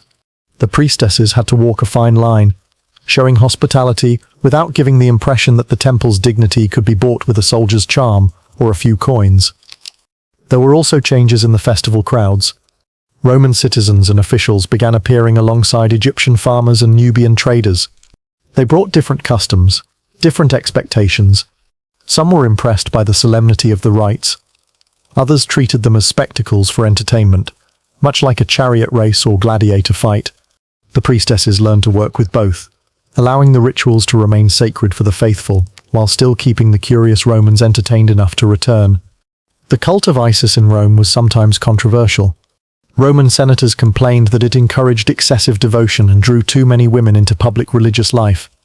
On more than one occasion, the emperor ordered Isis's temples in Rome destroyed, only for them to be rebuilt later when public outcry grew too loud to ignore. The Egyptian priestesses watched these shifts carefully, knowing that whatever happened in the capital could ripple back to the Nile. Still, Roman presence wasn't all threat. It also brought opportunity. Trade flourished under Roman rule, and with it came a flood of new goods and ideas. The temple's storehouses filled with foreign incense, wine from distant vineyards, and fine textiles from the far reaches of the empire. These became not only offerings for the goddess but tools for diplomacy, gifts to allies, payments to secure favors, symbols of the temple's global reach. Some priestesses even began learning Latin and Greek, expanding their already impressive linguistic skills. This made them invaluable intermediaries between Roman officials and Egyptian locals, further cementing the temple's role as a bridge between worlds. But adaptation had its limits. Rome's appetite for control grew. Imperial decrees began restricting the number of temple festivals, limiting processions, and in some cases banning certain rites deemed too Egyptian. Behind closed doors, the priestesses debated how far they could bend without breaking. They knew that the strength of Isis's cult had always been its ability to survive, not by open defiance, but by shifting shape to fit the moment. Even so, there were moments of quiet resistance. Rituals simplified for Roman approval often hid their full meaning in gestures and chants the outsiders didn't understand. Offerings made in honor of the emperor were paired with whispered prayers to Isis, asking for her protection from imperial overreach. It was a delicate dance, a public performance of loyalty, masking a private vow to keep the goddess's true rites alive. In time, the Romans began to see the temple less as a curiosity and more as a permanent fixture in Egyptian life, one that could not be erased without serious consequences. But this uneasy peace was never guaranteed.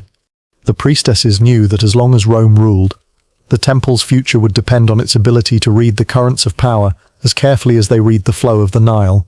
And in those days, the river was not the only force that could rise without warning. For centuries, the rites of Isis had been a public affair. Her festivals filled the streets, her processions stopped traffic on the Nile, and her name was spoken openly in markets, homes, and courts. But as Rome's grip tightened and a new faith, Christianity, began to rise, the open worship of the goddess became dangerous. It didn't happen all at once. At first, the restrictions were small enough to pass as administrative adjustments. A limit on the number of public processions, a ban on certain foreign music in the festivals, an imperial decree that no ceremonies could take place after sunset. The priestesses complied on the surface. Behind the scenes, they simply shifted the rites to hours and places the officials didn't watch. The turning point came when Christianity became not just tolerated but favored by imperial policy. Church leaders began to see the old gods as rivals, and Isis, with her loyal following and her image as a universal mother, was high on the list of concerns. Public worship was increasingly painted as superstition, even witchcraft. By the late 4th century, imperial edicts called for the closure of pagan temples altogether. For the priestesses, this was nothing short of war. But it wasn't a war they could fight in the open. The first step was concealment. Objects used in the most sacred rites, the sistrums, the ceremonial vessels, the silver cobra that guarded the sanctuary, were removed from the main temple and hidden in private homes or buried in sealed jars. The great statue of Isis in some cities was damaged on purpose, the gold stripped off, the features dulled, so that officials would leave it alone, thinking it no longer valuable. In truth, the real statue had been smuggled away and replaced with a decoy. The second step was disguise. The public festivals that survived were recast as cultural traditions or seasonal celebrations. Prayers to Isis were replaced with generic blessings for the health of the community, at least to any Roman official listening.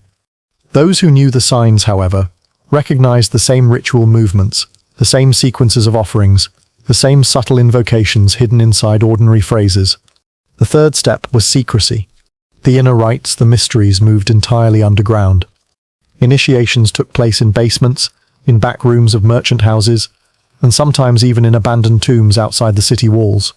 Candles replaced torches, whispered chants replaced public songs, and the priestesses learned to move like shadows, never in the same place twice. This underground network was risky. Any informant could destroy it. The penalty for being caught performing banned rites was not just exile, but sometimes execution. And yet the faithful still came, not just Egyptians, but Greeks, Romans, and others who had once been drawn to the goddess in the open days. For them, the danger only made the devotion more intense. The rites themselves began to change in this hidden era. Without grand processions or temple architecture, the focus shifted inward.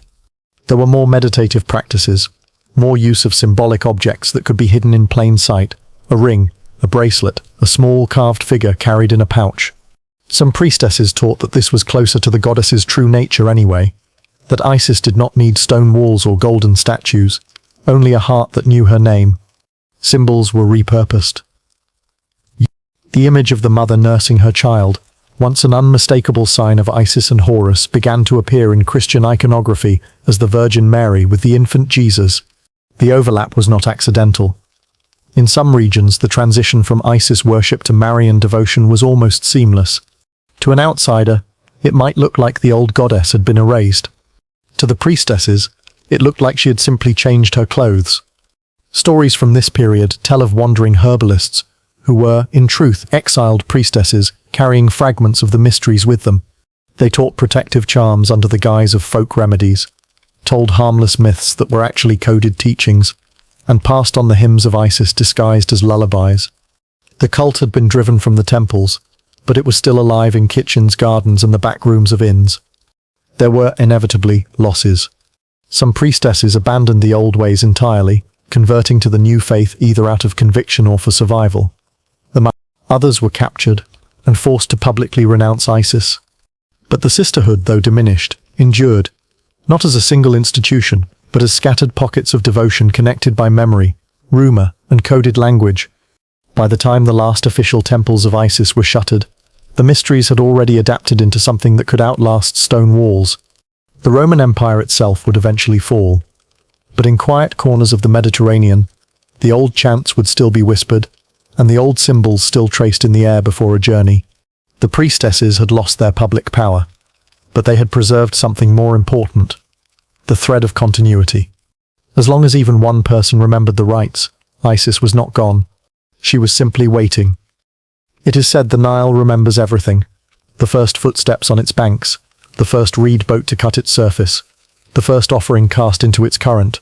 If that's true, then somewhere in its memory lies the day of the last great public festival of Isis, a day when the river was lined with torches for the goddess, one final time. No one announced it would be the last. The priestesses themselves might not have known for certain, but the air that morning carried a weight, as if every sister in white linen felt the approaching shadow. Imperial pressure was mounting, whispers of new decrees were everywhere, and more than one temple in the surrounding regions had already been closed. If the festival was to be stopped, it would be soon. The preparations began as they always had, with the dressing of the goddess.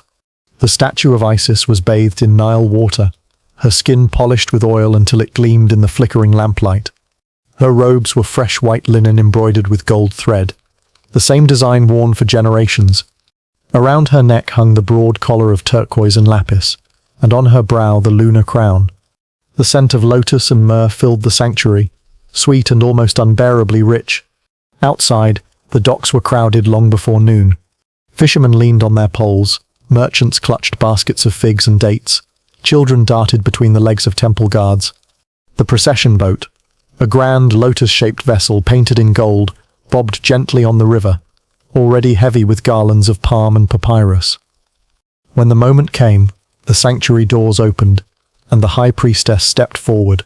She carried no weapon, no staff, only the sistrum, the sacred rattle of Isis, whose soft metallic whisper could be heard even above the crowd's cheer. Behind her came the other priestesses, each carrying an offering: bread, honey, flowers, wine, and at the center, on the shoulders of 8 chosen attendants, came the goddess herself. The crowd parted in reverent silence as the statue passed. Some reached out, not to touch, that would have been forbidden, but to let the hem of her shadow brush across them. Mothers lifted their children for a better view. Old men bowed deeply, muttering prayers they'd known since childhood. At the dock, the goddess was placed in the ceremonial boat under a canopy of linen. The high priestess boarded last, her robes trailing, her face serene. The rowers pushed off, and the drums began, slow, steady, heartbeat rhythms that matched the pull of the oars. The flutes joined, their notes weaving through the warm air, carrying across the water like strands of silver. The boat glided down the Nile, passing fields where farmers stopped their work to watch, villages where people lined the banks and tossed flowers into the current. At certain bends in the river, the priestesses performed brief rites, scattering petals, pouring libations, chanting blessings for the land and the flood to come. But under the beauty there was tension. Roman soldiers stood at some of the docks, watching. They did not interfere. Not yet, but their presence was a silent warning. This festival was tolerated for now, perhaps because no one wanted to risk open unrest. But it was clear that such days were numbered. By dusk, the boat turned back toward the temple. The torches along the banks had been lit, their flames trembling in the evening breeze. The reflection on the water made it seem as if the Nile itself burned with gold. People followed along the shore, singing the hymns they had learned from their mothers and grandmothers, voices mingling into a chorus that was as much farewell as devotion. When the boat reached the dock, the statue was lifted once more and carried through the torchlit crowd. Inside the temple courtyard, the final rites were performed. Offerings were laid at the goddess's feet, prayers spoken aloud for all to hear. The high priestess, her voice steady but heavy with meaning, declared the blessings of Isis upon the people: protection, fertility, safe passage in life and in death. Some in the crowd wept openly, whether from the beauty of the moment or from a deeper knowing that this was the last time they would see their goddess honored in the open. No one could say.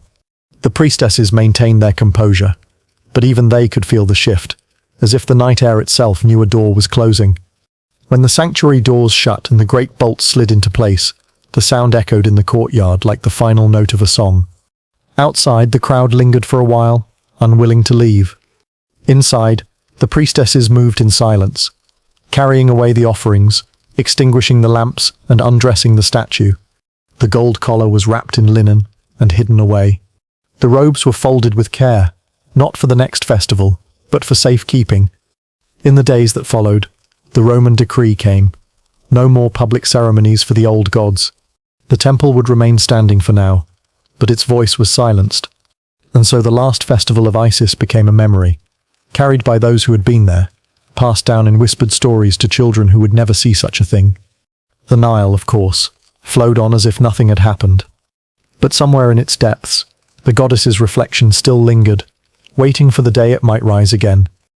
When the sanctuary doors closed for the last time, the sisterhood did not end.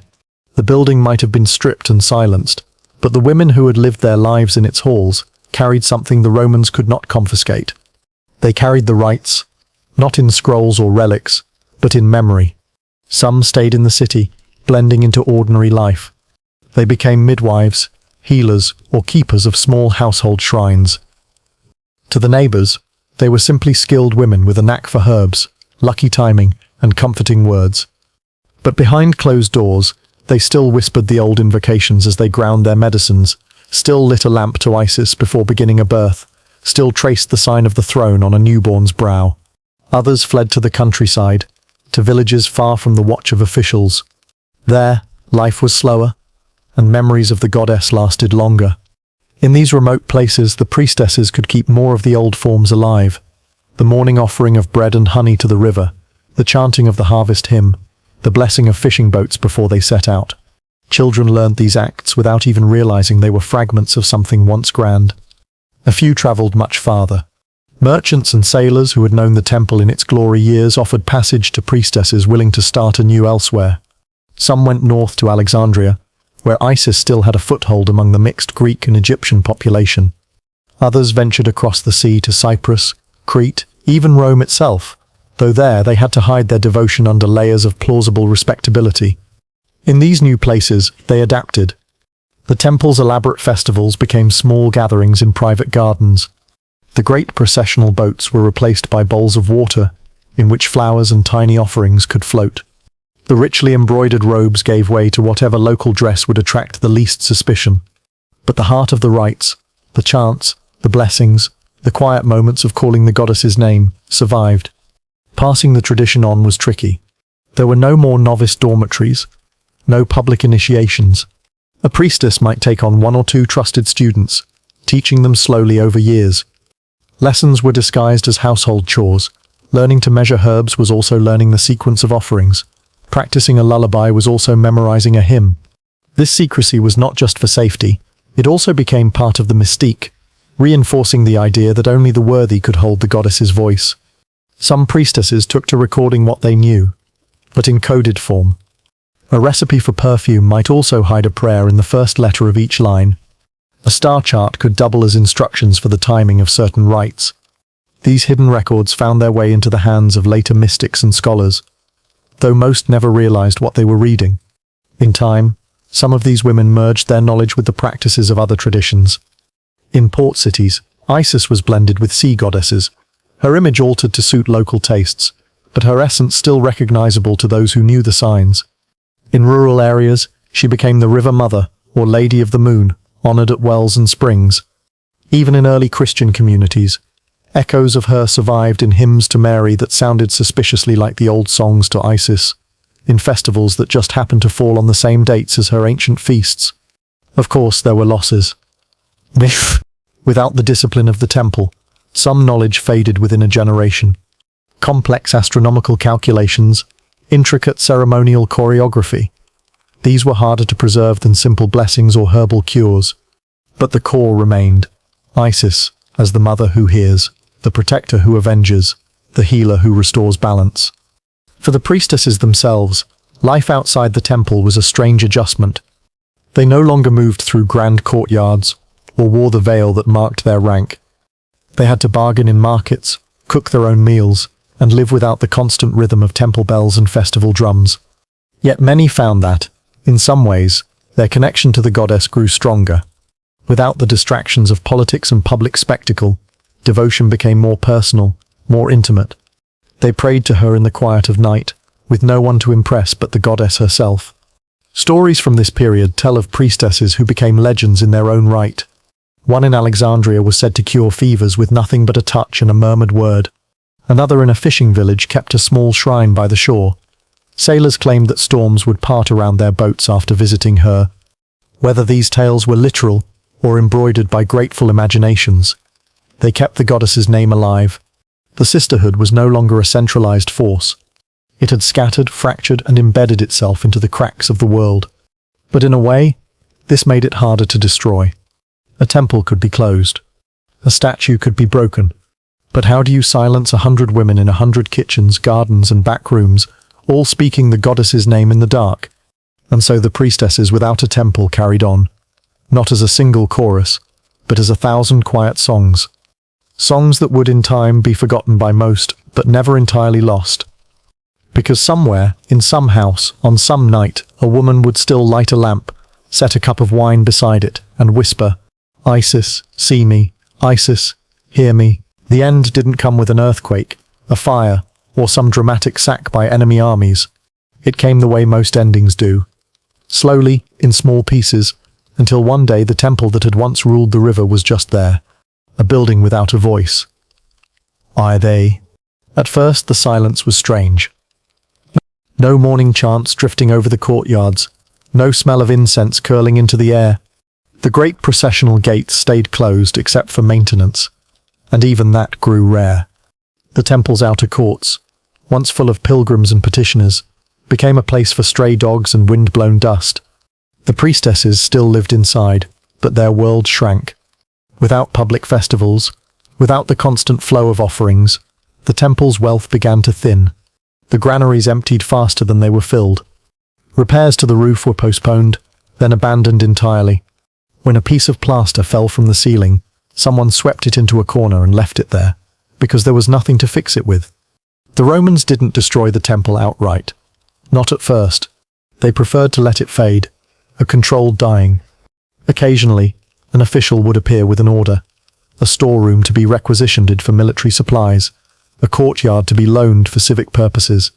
Each time, the priestesses complied. Resisting openly would have been a quick path to closure, and they were still trying to keep the goddess's heart beating behind closed doors. Some sisters left voluntarily. Younger ones, seeing no future, slipped away to other cities or married into merchant families. Older ones died and were not replaced. The ranks grew thinner, the corridors emptier. In some wings, entire rooms went unused, their doors sealed with dust. The sanctuary was kept as it had always been, spotless, shadowed, and guarded by the most senior sisters. The statue of Isis was no longer paraded through the streets, but she was still dressed and anointed daily.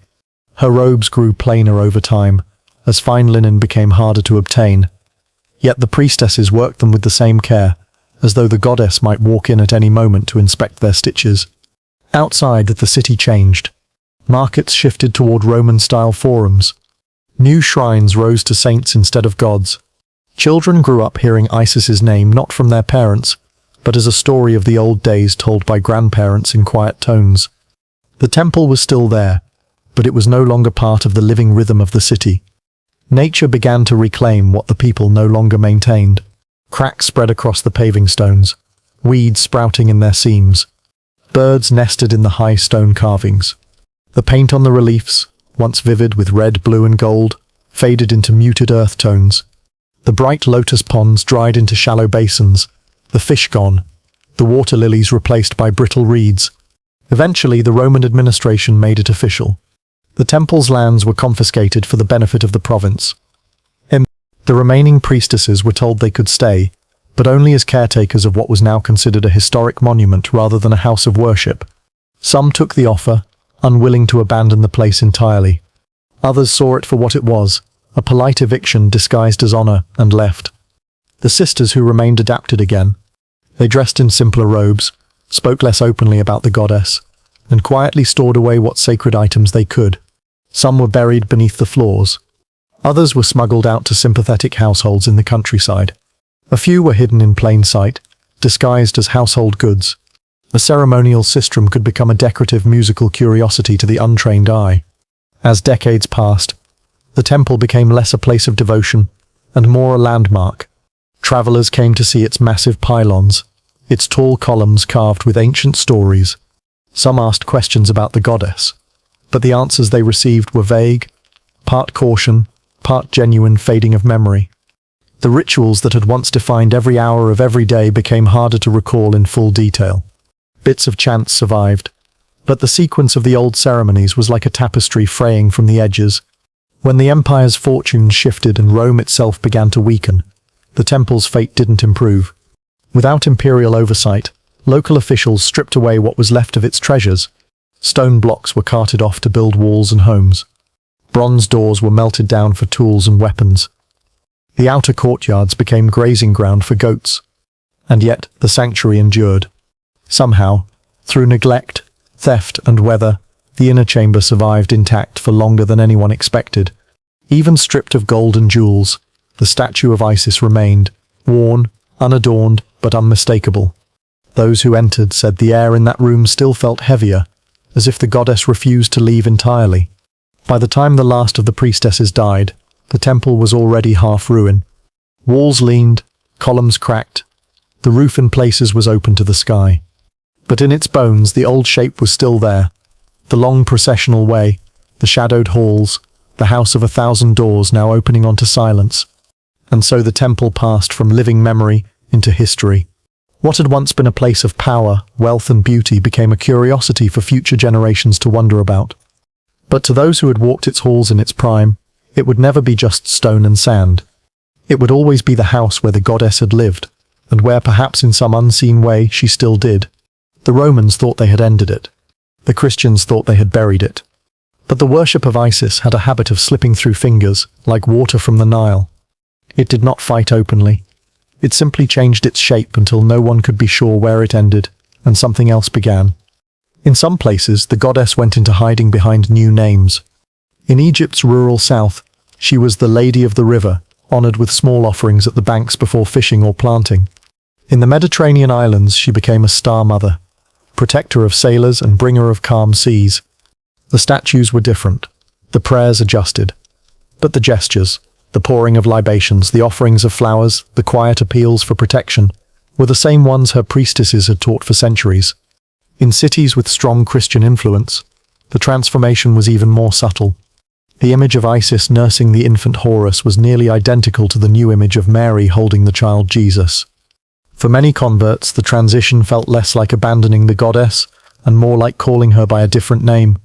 The feast days shifted, the hymns gained new words, but the rhythm of devotion, morning prayers, candle offerings, processions, barely changed at all. Travelers carried her memory farther than ever before. Merchants from Alexandria spoke of her to traders in Antioch, Athens and Carthage. Roman soldiers who had seen her rites in Egypt told the stories in distant forts along the Rhine and Danube. Even in lands that had never seen the Nile, whispers of a foreign mother goddess who granted safe passage and avenged wrongs began to circulate. In some parts of the Middle East, she was absorbed into local pantheons as a form of Astarte, or Anet, her Egyptian symbols blending with Canaanite and Phoenician traditions. Her throne-shaped crown might be replaced with a lunar crescent, her sistrum with a tambourine, but the myths stayed familiar. A devoted mother, a powerful healer, a seeker of justice. In Europe, her cult found unlikely refuge among mystery schools and esoteric circles. Greek philosophical groups in Athens and Rhodes quietly kept her stories alive as allegories for wisdom and rebirth. Roman-era mystery cults that had once honored her openly began meeting in private villas, passing on her symbols as secret teachings to those they trusted.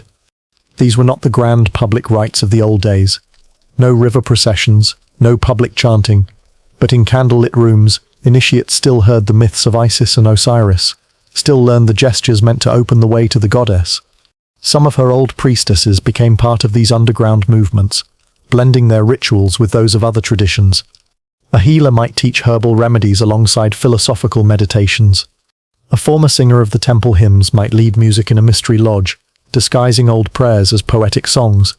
The goddess's name might never be spoken aloud, but her presence was felt in the structure of the rites and the care with which they were performed. Even architecture kept her memory alive.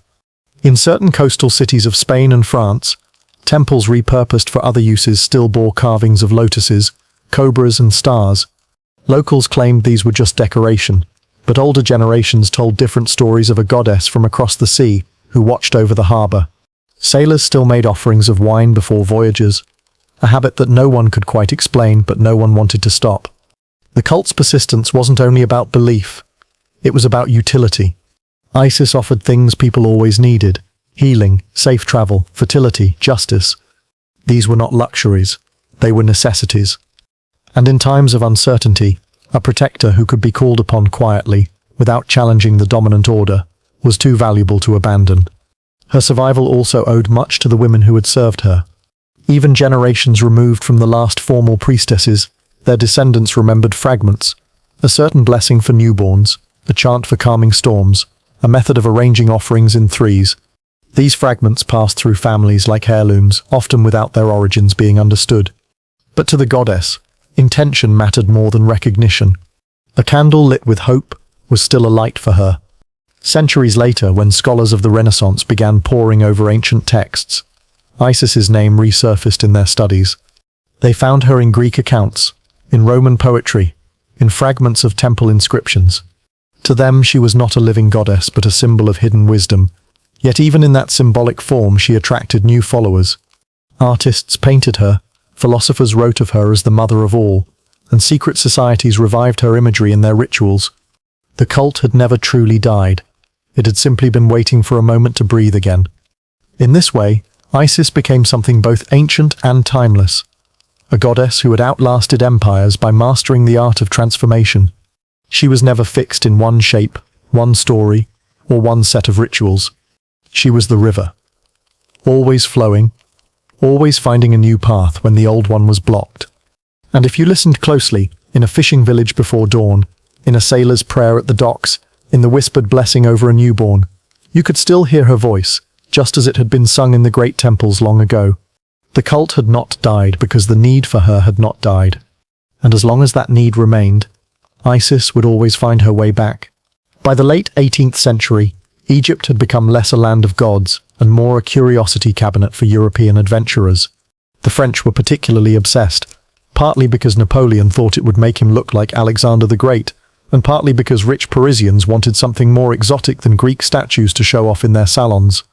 But what they didn't expect to find among the sand and sunburn was the ghost of a sisterhood that refused to be forgotten. The Napoleonic expedition brought not only soldiers but scholars, cartographers, linguists, artists, a travelling brain trust determined to catalogue every ruin in sight. They sketched temples, copied inscriptions, and in the process stumbled across carvings and wall paintings that showed women in elaborate headdresses, holding sistrums, standing beside the great figure of Isis herself. To the untrained eye, they looked like generic ancient ladies. To anyone who had read the old Greek and Roman accounts, they were unmistakable, the priestesses of Isis, preserved in pigment and stone. The French documented everything, but Egypt's political instability and Europe's short attention span meant most of their finds ended up as dusty engravings in books few people actually read. It wasn't until the 19th century, during the great wave of Egyptomania, that the priestesses started to capture public imagination again. London was a major culprit. Victorian England had a taste for the exotic, the kind of exotic you could admire from a safe tea-drinking distance. When obelisks and sarcophagi began appearing in British museums, so too did papyrus fragments describing rituals in Isis's temples. Travel writers published breathless accounts of visiting the temple at Philae, where reliefs showed rows of women carrying lotus flowers, their faces calm, their postures almost impossibly graceful. The problem was, 19th century men didn't quite know what to do with the idea of powerful, organized women in the ancient world. Some wrote about the priestesses as if they were a quaint cultural footnote, a sort of ancient ladies' choir. Others romanticized them into something halfway between ballerinas and fortune-tellers, projecting fantasies onto women who had been healers, astrologers and political advisors. The truth that these women had been highly trained, often wielding more influence than many male officials, was too unsettling for a world that had only just begun letting women own property again. Still, the images of these priestesses worked their way into European art. Pre-Raphaelite painters gave them flowing hair and melancholy eyes, placing them in moonlit temple scenes. Opera composers used the name Isis as shorthand for mystery and drama, often with a chorus of priestesses chanting in the background. Even fashion designers stole from them. Draped gowns, beaded collars, and arm cuffs began appearing on wealthy socialites who had never been within 1,000 miles of the Nile. Meanwhile, actual archaeologists were making more grounded discoveries. At Dendera, temple reliefs showed not only the priestesses but their duties, tending sacred fires, offering libations, reading star maps. Inscriptions revealed titles like Singer of the Interior and She Who Knows the Words, hinting at a hierarchy and specialization within the sisterhood. These were not ceremonial figureheads. They were operational leaders in the temple machine. By the time Amelia Edwards, a rare female Egyptologist, traveled through Egypt in the 1870s, the cult of Isis and her priestesses was already being reframed as an intellectual subject, rather than just an artistic fantasy. Edwards noted the precision of their astronomical records, the complexity of their chants, and the way their rituals mirrored and possibly influenced later Mediterranean mystery traditions. She had little patience for the romantic nonsense. Her view was simple. These women were professionals. The rediscovery of the sisterhood wasn't just academic. It began to intersect with early women's rights movements. Articles appeared in feminist journals pointing out that ancient Egypt had female religious leaders, property owners, and scribes thousands of years before most European women could vote. Some suffragists even adopted Isis's imagery for posters and banners, turning her into a symbol of female resilience and authority. And yet, there was still the other side of the fascination, the one that saw the priestesses less as leaders and more as keepers of secrets. Occult societies in the late 19th century, such as the Hermetic Order of the Golden Dawn, wove the Isis priestess into their rituals, often claiming to revive hidden temple wisdom. Most of these groups were more theatre than theology, but they did succeed in keeping the name of the sisterhood alive in Western esotericism. By the dawn of the 20th century, the priestesses of Isis had been reimagined in nearly every way possible, as mystical vestiges of a lost age, as feminist icons, as opera chorus members, and as esoteric gatekeepers. The truth was probably a little of all those things, and none of them. What mattered was that they had returned to the human story, no longer erased by the sand or by the politics of their time. And somewhere in the ruins of Philae, Dendera, and Abydos, under the carvings of women holding sistrums and lotuses, the stone still spoke the same truth it had for millennia, that the goddess had her messengers, that the sisterhood, however disguised, still walked the earth. If there was ever a temple that refused to die politely, it was Philae. By the 4th century AD, the Roman Empire was officially Christian, but Egypt, stubborn mystical Egypt, was still clinging to its old gods. And at the very heart of that resistance stood the Temple of Isis, guarded not by soldiers, but by priestesses, who treated imperial decrees like polite suggestions. The Romans had tried everything short of bulldozing the place. They'd taxed the priests into poverty. They'd stationed garrisons nearby to discourage pilgrims. They'd even built churches in surrounding towns to lure away worshippers with the promise of a different kind of salvation. But Philae wasn't just a religious site. It was a living relic, a magnet for Nubians, Egyptians, and anyone else who still believed that the goddess walked among them. By this point, the priestesses of Isis were no longer the vast, sprawling order of centuries past. Their ranks had thinned, their resources drained, but their presence still carried weight. They presided over rituals in the sanctuary, kept the sacred lake clear of weeds, and maintained the star calendars that marked the goddess's festivals. They knew, perhaps better than anyone, that they were living in the twilight, but twilight in Egypt could last a very long time. And then came Theodosius I. In 391 AD, the emperor issued a sweeping ban on all pagan worship. Temples across the empire were shuttered, images of old gods smashed, and sacred fires extinguished. In Alexandria, the Serapeum, one of the great wonders of the city, was reduced to rubble. The message was clear. The age of the old gods was over. Except, apparently, on Philo. Somehow, the temple survived the initial wave of destruction. Part of it was geography. The island sat far enough from the main Nile routes to be inconvenient for imperial enforcers. Part of it was politics. The Romans needed good relations with Nubia, and the Nubians still worshipped Isis. So an uneasy compromise was reached. The temple could remain open, as long as it didn't cause trouble. For a while, it worked. The priestesses continued their rituals, though more quietly. Pilgrims still came, though in smaller numbers. There was no grand rebellion, just a slow defiance, the kind that wears down conquerors more than open war ever could. It must have felt like victory, or at least survival. But the world outside Philae kept changing. Christianity spread deeper into Egypt, and Roman patience began to fray. By the mid-5th century, the balance was tipping. A Christian bishop named Theodorus, armed with imperial backing, decided it was time to finish what Theodosius had started. The records are patchy, part history, part church propaganda. But they all agree on one thing. The final blow came not from a battle, but from a negotiation gone wrong. Nubian envoys had come to Philae to discuss a treaty. Somehow the conversation turned to religion. Perhaps the priestesses, unwilling to betray their goddess, refused to swear any oath by the Christian god. Perhaps the bishop saw their persistence as an insult. Whatever the spark, the result was the same. The Roman garrison moved in, and the temple's sacred precincts were sealed. What happened to the last priestesses is a matter of speculation. Some historians believe they were allowed to leave peacefully, their lives spared in exchange for abandoning their roles. Others suspect they were exiled, scattered into Nubia, or deeper into the desert, where the goddess's name could still be spoken without fear. And there are the romantic stories that a handful of them stayed behind in secret, tending the sanctuary by night until old age took them one by one. By 550 AD, the temple was officially converted into a Christian church. The carved faces of Isis and her priestesses were chiseled away, replaced with crosses and saints. The sistrums fell silent. The sacred lake dried into mud. On the surface, the transformation was complete.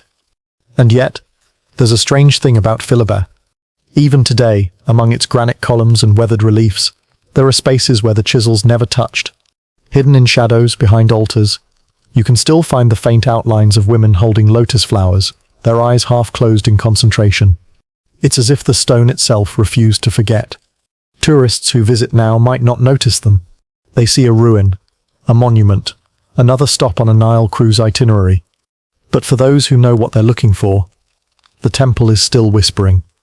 It whispers of chants carried over water, of moonlit processions, of a sisterhood that stood against the tide of empires. It whispers that endings are rarely as final as history books would like you to believe. In the end, the fall of Philae wasn't just the end of a temple. It was the end of an era in which women could serve openly as spiritual leaders in one of the world's most powerful civilizations. The world would reinvent priestesses in other guises, in other faiths, but the lineage of Isis was broken, or perhaps merely hidden. And somewhere, in the spaces between fact and legend, the last priestess locks the temple doors, turns to the river, and vanishes into the mist, carrying the goddess with her. History is a strange storyteller. It buries the bodies, scatters the ruins, burns the scrolls, and yet somehow, certain names refuse to stay dead. Isis is one of them.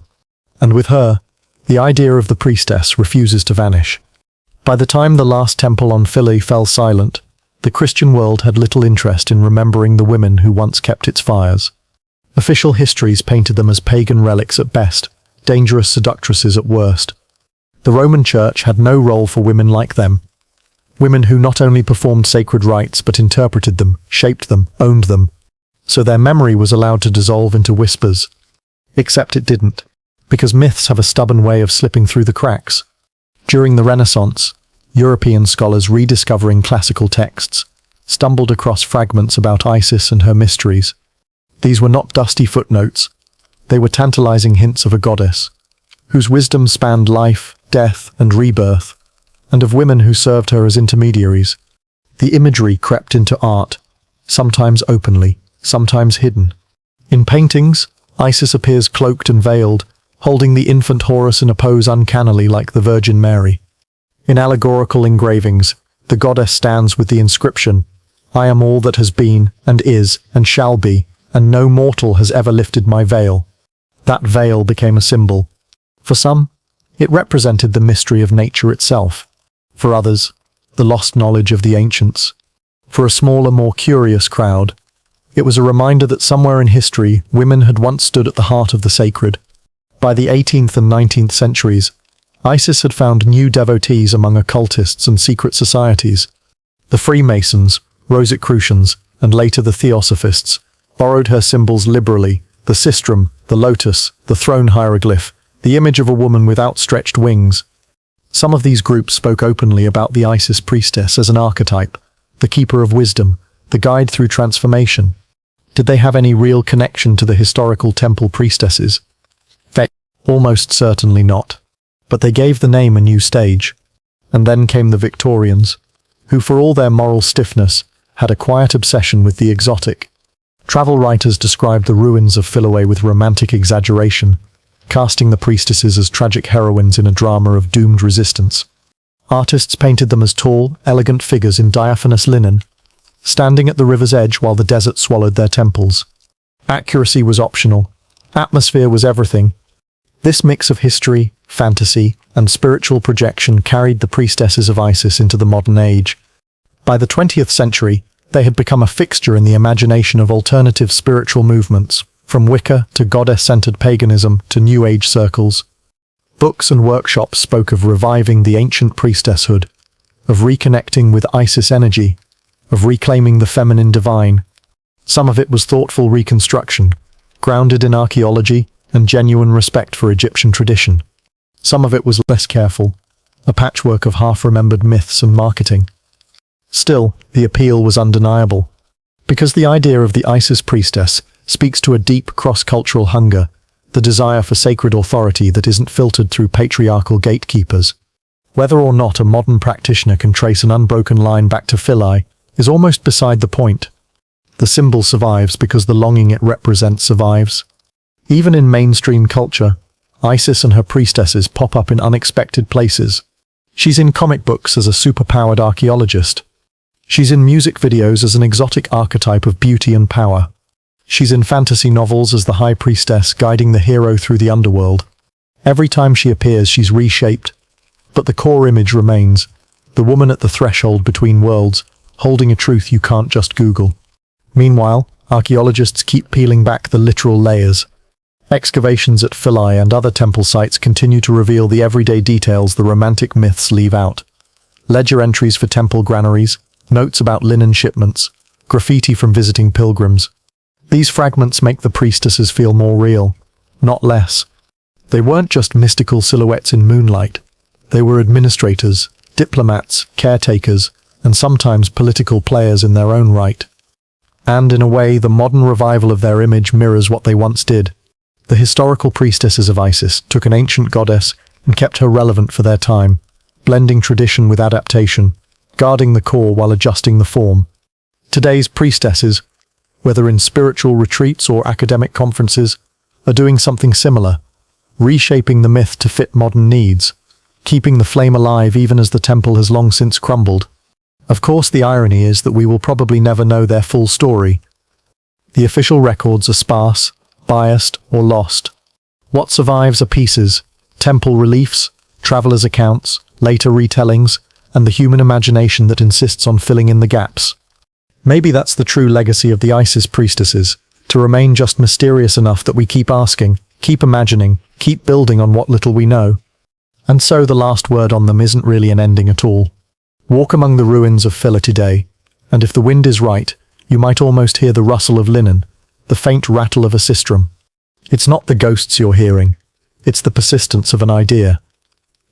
The priestess may have left the temple, but the temple never entirely left the world.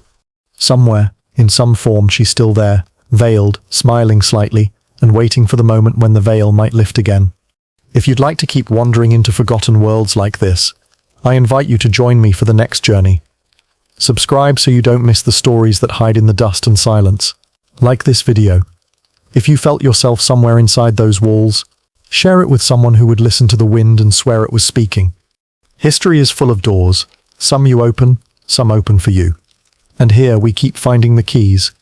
Until next time, sleep well and keep your curiosity lit.